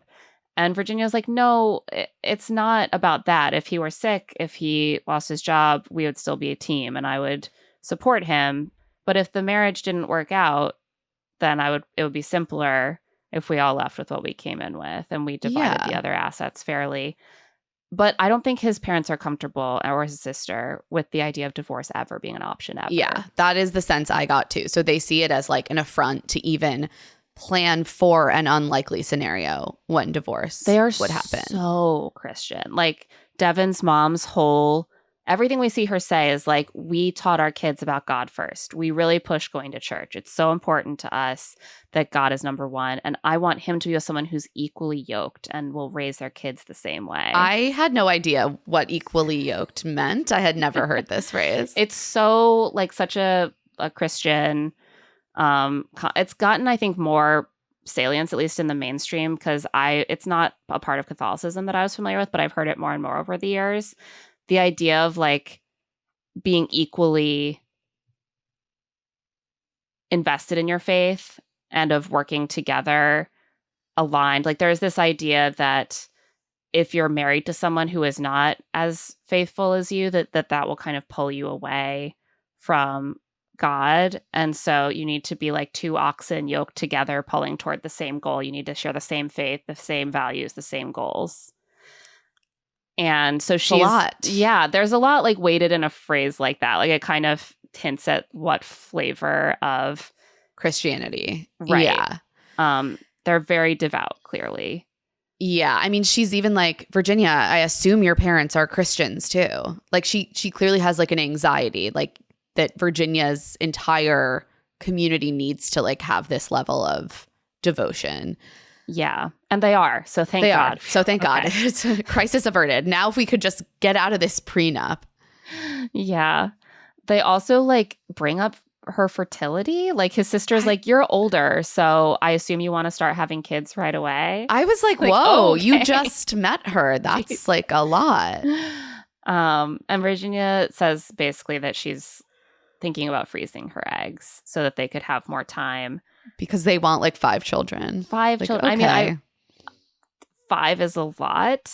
I don't think they're going to have 5 children, to be honest. I mean, you can have kids into your 40s usually, but I don't know if you want to start having 5 kids when you're, for example, 38, because that just sounds so exhausting. People have done it. People have done it. He apparently used to joke that he wanted his kids' names to all start with the letters. He wants his kids' names to be an acrostic. Yeah. He was like, no, that was a joke. I didn't mean that. And his sister's like, I don't know. You wanted your kids' names to start with Devin. Something else that like landed a little funny to me is that Devin's brother asks Virginia if she is an everybody does everything partner or a traditionalist. Yeah, the gender roles thing seems consistent with their flavor of Christianity, shall we say. Yeah. And they all seem like relieved that she likes cooking. Yeah. It's like, and he just is going to coach the basketball team that she comes up and cheers for. So it's all going to work together.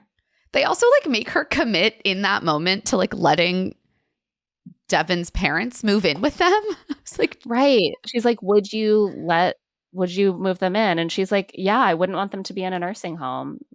So I would absolutely. I'm like, that. Also looks like there's 2 other siblings here. Like, right. They just want to make sure it's on the table. Yeah. I was just like, whoa, I mean, what are you going to say? You have to say like, yes. But for me, I would want that to be a conversation.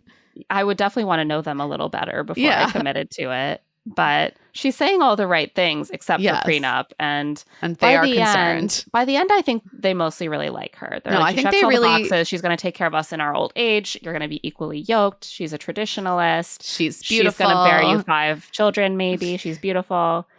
But that prenup... His sister brings up that she thinks people only get prenups when they believe the relationship is going to fail. Yeah, again, I just think it's something that you're going to do if you get married later and you have assets. Like if we had our business when Greg and I got married, I think it would have been a conversation, but it wasn't because I had nothing.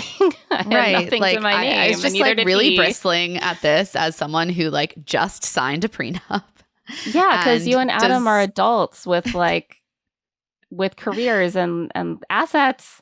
And like we have had explicit conversations about the fact that it is a fail-safe. It is a mechanism to make everyone feel safe and like not trapped. Yeah. And that is what will make a relationship thrive, right? Yeah. And like hopefully we never have to look at it again. That is the hope. Much like a fire extinguisher in the building. You like to know that you could break the glass in case of an emergency. But that doesn't mean that you plan to break the glass. You're not like planning to burn the building down. Like, right. You're not like, well, that's a great option now that I have this fire extinguisher handy. Thank God that I have this fire extinguisher. Now I'm ready to go through a divorce. Let's talk about that's them. Yeah. Let's talk about Joey and Monica. We're starting to get more of a sense of like the ins and little outs of their cracks. relationship, the cracks.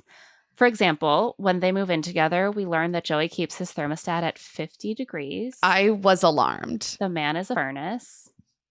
Like, how are his teeth not chattering 100% of the time?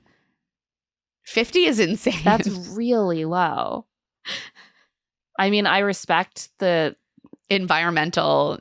Unless he does it in the summer also, in which case I don't respect it. Oh, that's true. That would be like a ton of AC. Is it a year-round thing? I don't. That's too low. Joey's also a minimalist. He is horrified that Monica might have knickknacks, like items of things. He doesn't want that things. Might decorate their home in any way. And she's He like, no, it's not that. knickknacks. It's like a vignette, like that vase and candle and like bowl of fruit. And he's like, that okay. Sounds like knickknacks. Sounds like a knickknack to me. Joey is also someone who is extremely neat, and Monica is a clutter kind of gal. Yeah. I mean, it sounds like consistent with how he's described his upbringing and like just the OCD, but like the general sense that his home was a place that was out of control and that he needed to control it. He's like, I clean all the time. The one thing I don't like is folding clothes. And she's like, unfortunately, I also hate folding clothes. And she's like, I'm a cluttered sort of, like, I'm clean. And he's like, okay, well, I guess cluttered. I'll be folding your clothes because we can't have the clothes dumped on the floor and then folded. Yeah. I was like, Joey, be like me. Dump them on the couch and then fold them. Be like me. Turn your laundry hamper into the sort of foundation of a leaning tower of clean clothes that gets higher and higher and higher and higher for weeks, if necessary, until no one has any clothes left to wear. So she tells this actually horrifying story where she had dumped a whole bunch of clean laundry like in her closet. And not folded it. This is so horrifying. She took out a pair of jeans to put on, and she saw something. Did she put them on? She was putting them on. Yeah. And as she was putting them on, she saw this like white thing in the crotch. Like shaking. And then she saw legs coming out of it, and it was a spider's nest. Oh, I'm gonna vomit. Yeah, so upsetting. She's like, it was like a wolf spider. That's literally horrifying. No, that's really upsetting, and that's a good argument for. I also, like, as a kid, my closet was packed full of stuff. I'm not very good at keeping things purged and clean. And once a mouse died in there. And let me tell you, so many regrets. Oh my God, Claire.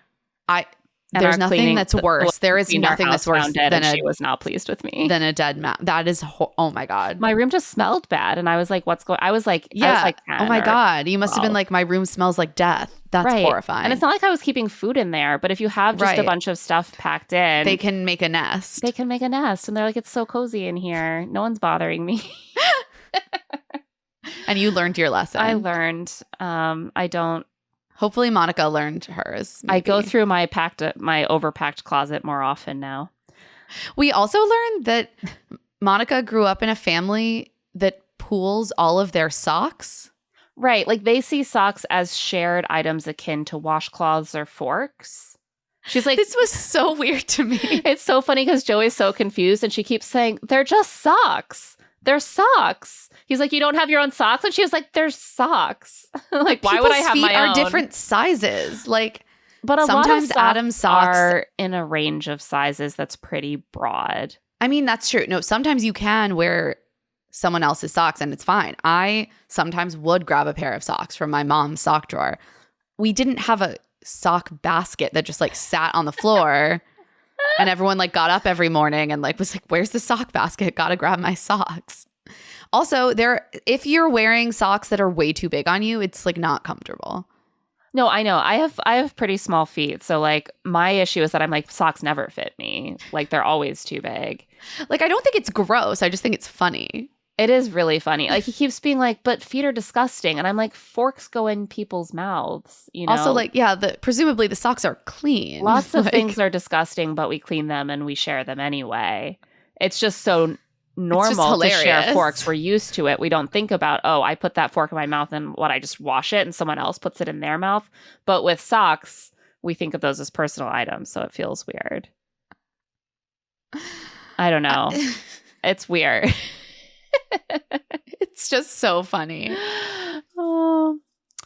So then he meets her family, and it mostly goes well, but does not go well with her older sister. Her older sister is a tough cookie, tough audience, I think. Yeah. And Joey has an issue where he is trying so hard to like just be a part of the family and is generally very good at it, but he gets a little over familiar. Yeah, I think this was a miscalculation. Like, yeah, I agree. So at first things are going great. Like her family is a lot like Monica, who is a lot like Joey. They're like really energetic and goofy and fun. Their parents are like, let's do a fam jam. And they bring out a basket of instruments so like funny percussion, like, and the tambourines and like a recorder. And they're all like jamming out which they keep calling together. A flute. I'm like, that's not a flute. It's a recorder. Well, language is fluid. Yeah. And it's very cute. And Joey's embracing it. And Monica's like, I'm so embarrassed, but like it's adorable. It's adorable. In. Things get a little awkward though when Monica's mom brings up her sister Nicole's like meet cute with her boyfriend Trevor, who is also there. And apparently what happened is that Monica was chatting online with Trevor first and then basically said, I think you'd be a better match with my sister. Right. Joey starts doing a bit suggesting that Trevor is still only with Nicole to get close to Monica. Like, oh, he's got you right where he wants you. Like, he's still trying to get at her after all this time. And at first, Nicole is kind of laughing. Like, Trevor and Monica's mom are laughing and playing into it. But as it goes on, Nicole's face starts to get sort of forbidding. Like, she's actually not enjoying the idea that her boyfriend's interest in her is being treated as a big joke. Yeah, it's not a good move. Like, Joey doesn't have a relationship. It's not his with Nicole. Place. He shouldn't be making this joke. Sometimes you can endear yourself to a family by kind of ribbing one of them in this way. It like speed runs the familiarity a little bit. But I think that usually the better way to do it is to do that with your partner, who's the person you know the best there. Like, I'm going to bond with the rest of the family by showing that I can also rib them. Joking about Monica. Right. We all know that Monica does this, like, haha, in a fun way. We all love Monica, so we can rib her a little bit. To single out her sister that you barely know and be like, I'm sure your boyfriend would rather be with my fiance. It's bad. It's bad. And so move. When Nicole gets Monica alone, she just is like, Joey's not the one for you, and he's not your type because he's not a tall Italian model, and his personality maybe is bad. And also maybe he's an actor. Like, it is, her criticism is intense. It's a lot. She's like, I think he might just be a really good actor and good at saying what people want to hear, but does that mean that he is really a good match for you? And you're kind of rushing into this marriage. And Monica sticks up for Joey. She's like, no, it's, the tall Italian model thing is just, that's the ideal of beauty. That doesn't mean that's what I need. And like, that's not even what the process was about. Like, we just are right together. Our morals and values just match. Like, for example, we both really love The Sound of Music. And not just that we've both seen it, but like, we know the words to the songs. I was so dead that this was the example. I was like, I do believe what she's saying, that she feels like their morals and values are a good match, but I think part of it is just that it's hard to describe really clicking with someone. Whenever these couples try to do it, it sounds so ridiculous. Like, even when Devin was introducing Virginia to his family, and he was like, I know it sounds fast, but it's like, you're in there. You're not just talking about what's your favorite color. You're talking about like, do you want to get married?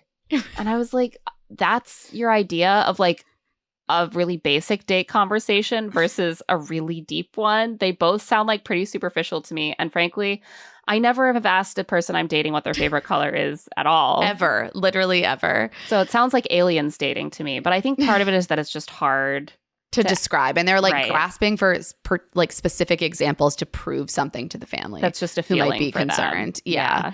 But Monica also is clearly upset because she wants her sister to like her partner.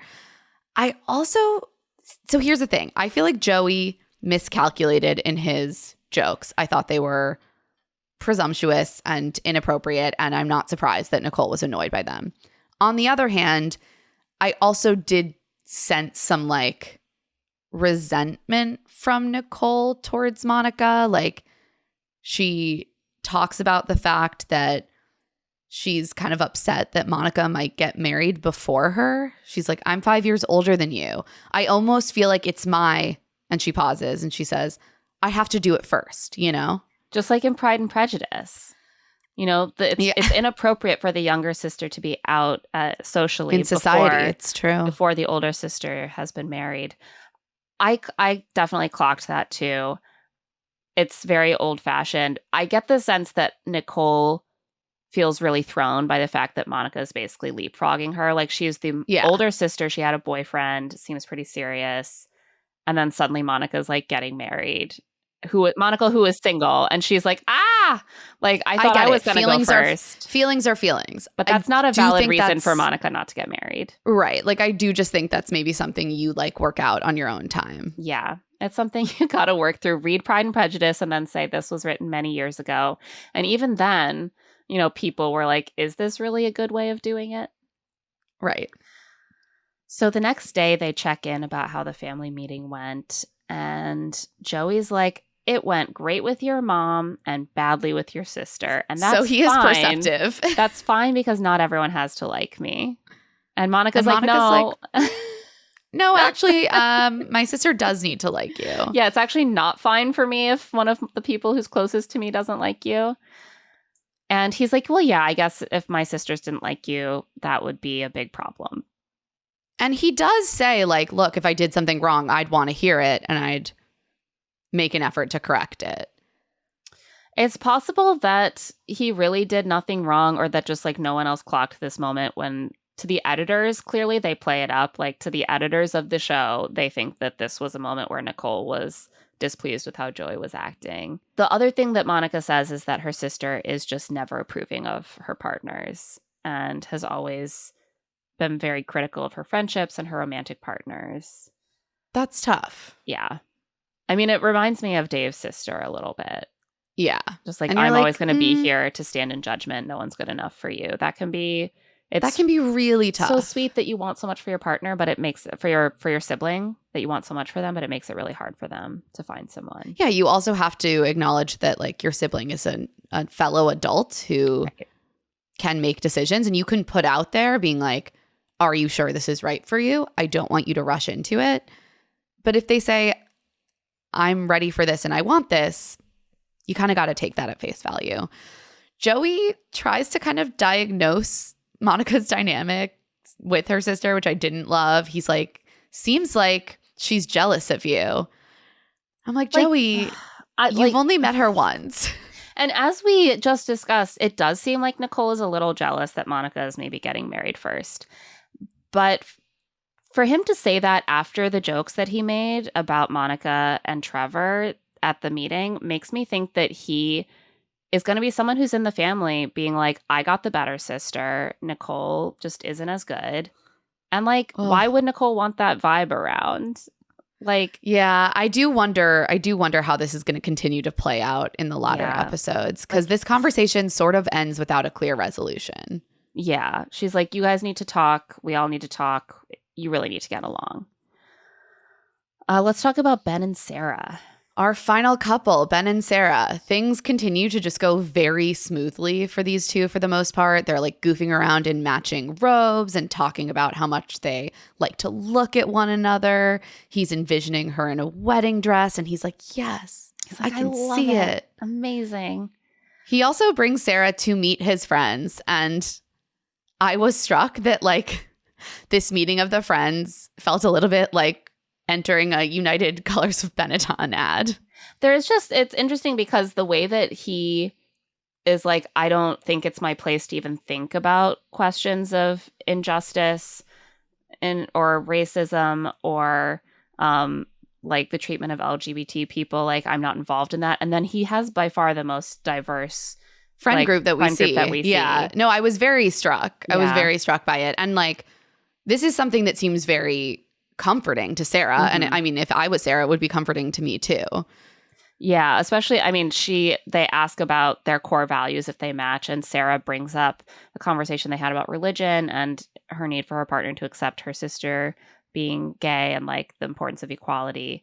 And one of his friends is immediately like, oh, I have a girlfriend too. Like, I'm a queer woman. Yeah, she's They're like, I'm gonna oh, you're gay just gonna drop right gay now. drop. Like, yeah, and they're all joking about it, and it's clear. I mean, this if I was Sarah, it would make me feel better about Ben. Yeah. Like, okay, someone who's very close to him, who speaks highly of him, Right. He's is incapable queer. of talking about it in a natural sounding way, but clearly he is capable of fostering really close and wonderful relationships with people who are different from him. And his friends seem fun. Like they're a pretty good vibe. Yeah, it's a really fun, like very like jokey, relaxed conversation. Another one of his friends says that she is agnostic, and something that she really appreciates about Ben is that they're able to have like really deep conversations about religiosity. And apparently he said to her what he said to Sara in the pods, which is that he doesn't consider himself religious. He considers himself like having faith. Yeah. The way that she describes this is almost like comically angelic. Like, did he hire these people to say he's the best person who's ever existed? Because she's like, I was drunk and he was driving me home because he was the designated driver. And then he mentioned that he was going to church in the morning. And then I said, I don't know if I like religion. And he just had a really wonderful, open conversation with me about it for a long time. It's like, oh, is he a saint? I know. It was like, what is happening here? I feel like they are like building him up in the best possible light in order to throw this wrench of the TikTok video in. Yeah. Yeah. I mean, his friends are like truly seem like amazing.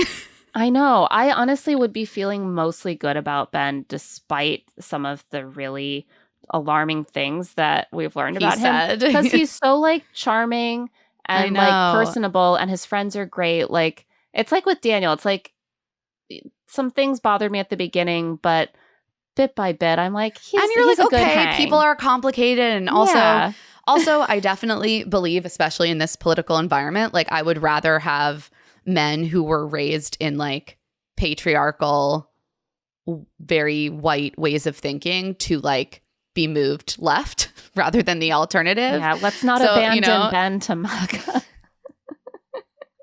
I'm not saying like Sara should do it as charity, but like if she's into him, like I guess, yeah, give him that. Maybe he can grow and learn.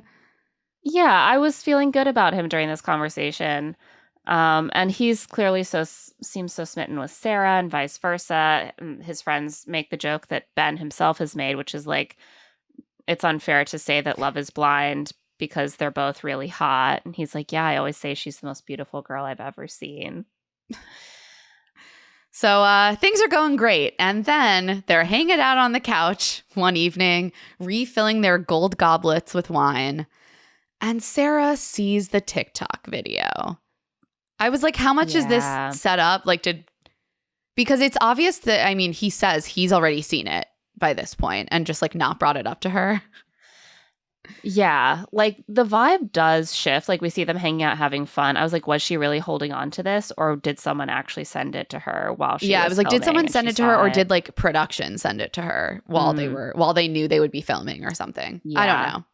So she immediately like confronts. She's him. like gasps. She gasps, and she confronts him immediately. She's like, why is this woman crying on TikTok? And it's clearly about you. Sara. Like they're doing the piecing together. They're like, these details clearly mean it's you. And he doesn't deny it. He's like, yes, I've seen the video, and yes, it is about me.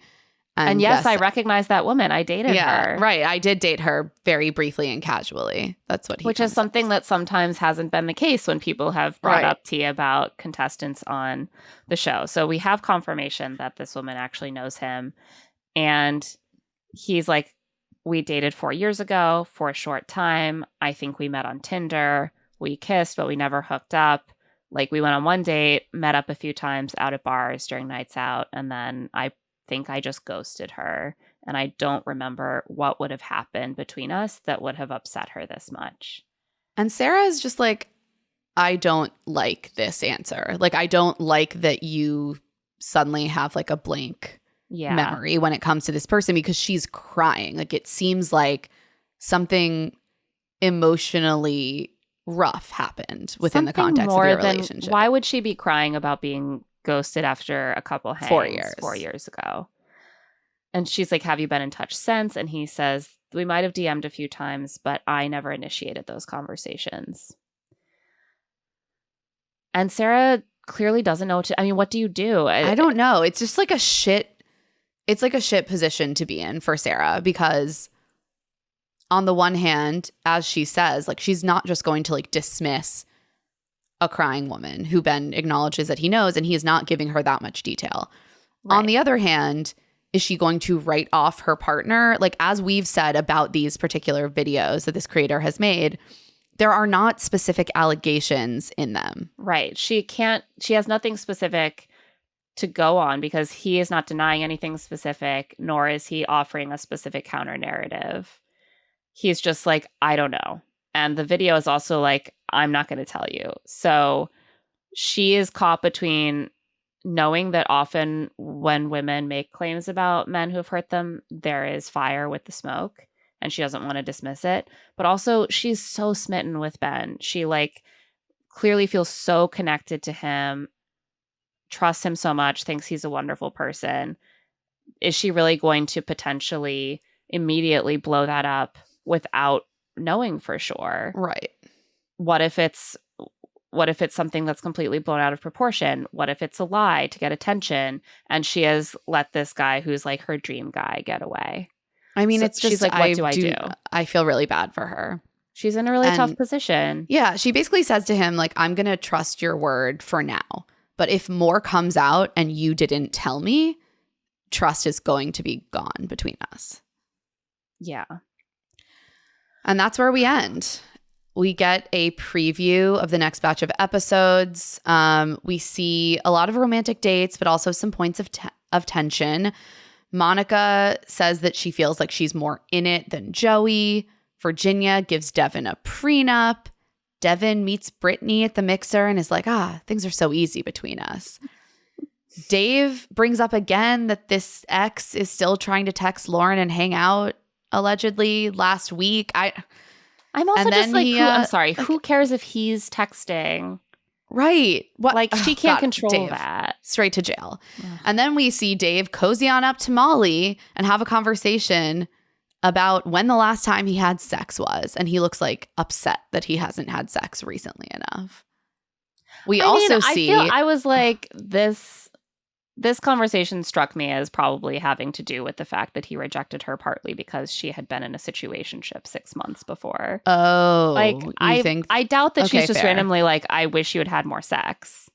Oh, no. I don't think her. I just mean Dave seems like upset that he hasn't had sex more recently. Yeah, maybe he's just jealous of all these women who are getting laid before they came on the show. He's like, I don't think Molly's doing anything wrong. I mean, like, she's just chatting with Dave, as you like literally have to at these mixers when you are someone's. Like, I get the sense that he brings up what's going on with Lauren, and she's like, you probably also had sex, and he's like, no, actually, no one will sleep with me anymore. I hope not. Also, we see that, like, he seems to have blocked Lauren at some point, because she says that he went to his place to stay at 3 a.m. And then when she texted, the text went green, and she thought that he turned his phone off. My guess is he blocks her, and this is how he ends the relationship. We see that Ben and Sara, Monica and Joey, and Virginia and Devin definitely make it to the altar. There is an ambiguous shot of Taylor at the end that looks like it's at least supposed to look like it's her hugging her father on her wedding day. Her father is clearly wearing like a suit. So I think it's probably the wedding day. But I was relieved why wouldn't they by show that. More of it? I don't know. It's weird. It's really weird. I have questions about how many couples make it to the altar. I mean, Dave and Lauren, I think we can safely say, do not. Yeah. Also, they play the "Get Me Out of Here" voiceover again. And I will say that on my subtitles, Netflix has this voiceover marked as Monica. Oh my God. And now I'm scared. I actually thought I have felt like confident that they would get married. I know. I know. I'm worried now. You know, we'll see. Should we move on to our friends to enemies scale? Absolutely. As always, a disclaimer that our friends to enemy scale is tongue-in-cheek. We don't know these people. This isn't serious. And the fact that we are changing people from friend to enemy between episodes it's just an indication. Should point to how little how we know shallow them. it is. Yeah. But just based on what we're seeing in this batch of episodes. Yeah. That being said, yeah, Dave is my severe number one enemy. Dave keeps sliding lower on the list. Yeah. Ben was cropping like up to frenemy for me, but then the end is not looking great for him. So he's probably still our enemy, I guess. But his friends seem really nice. Yeah, he's not as severe of an enemy as Dave. It's hard for me to imagine learning something about Dave that would make me like him. I know that I probably could learn something about Dave that would make me like him, but so far everything's moving in the other direction. Exactly. He's trending that way. Ben is actually somehow trending like I was less repelled by him in this batch of episodes than the last batch of episodes. The fact that they're making it to the altar makes me wonder if we really learn anything significant about the TikTok situation. I know. Or if it's just something that's hovering over them and maybe like creates enough tension that like I still don't think they're going to get married. Well, we'll discuss that. Yeah, we'll see. Next, Joey to me is in frenemy zone this episode because I was so annoyed about what he did with I know. Monica's it's sister. Annoying. Very annoying. Devin is my friend. Devin is my friend, but I don't know how close we are because he's like really godly and I'm not. I don't know if we're equally yoked. Yeah, we're not. Sure. I know. I actually know we're not. Lauren is my friend. Lauren is my friend. I'm so concerned for her. Monica is my friend. Virginia is my friend. Taylor. Daniel's my friend. Daniel's my friend. What's going on? Daniel, you're really rising the ranks. Taylor, also my friend. And Sara, definitely my friend. Yeah. A lot of friends. We're at that mid-season point. You know, often there's a point after the first or second batch of episodes where I like a lot of them. It doesn't always last until the end. And then it goes downhill. Yeah, they're building everyone up before their relationships fall apart. Yeah, just wait. We're going to have so many more enemies next week. And finally, our should they get married scale out of 10. Sara and Ben.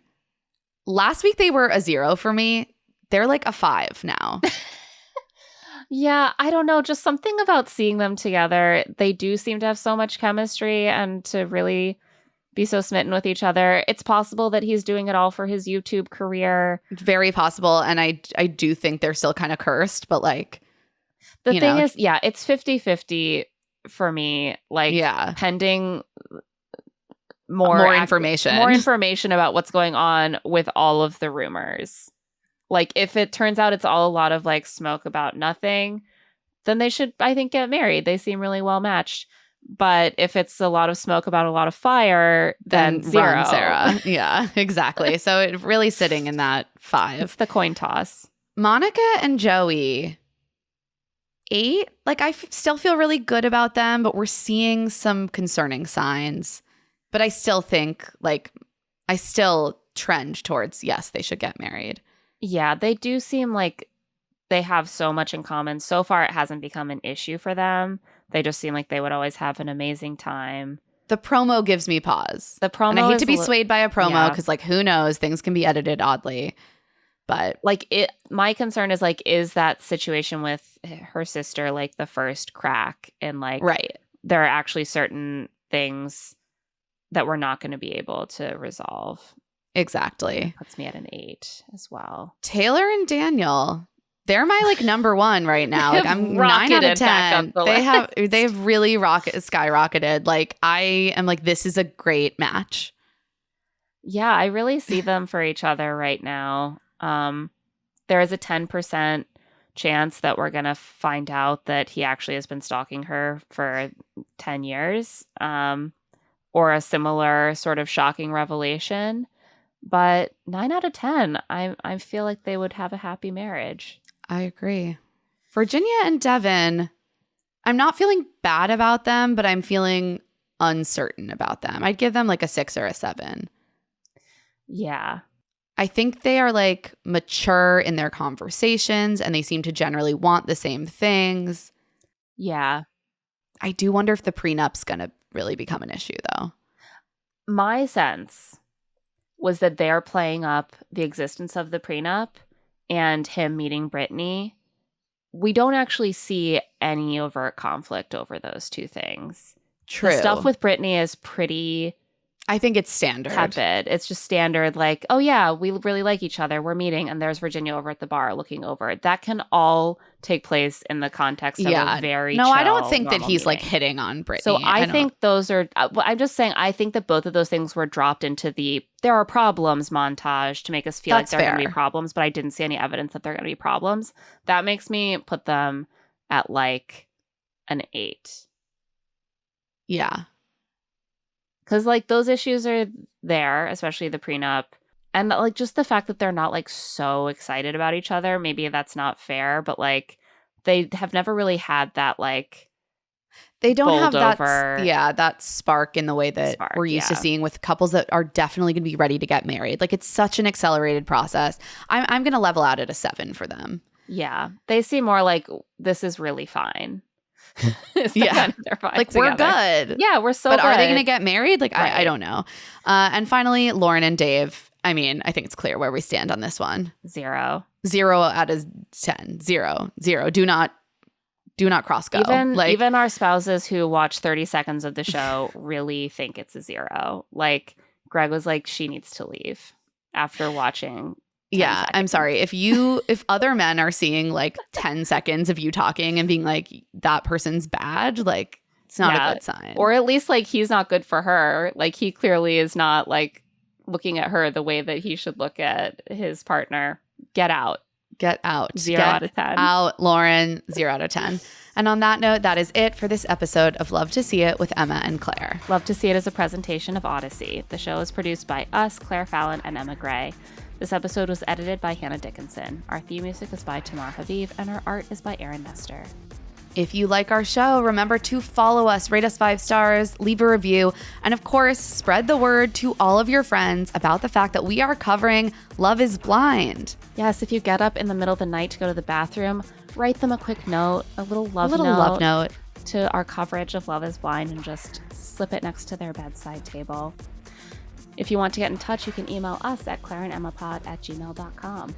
You can also find us on TikTok at Love to See It Pod and Instagram at Claire and Emma Pod.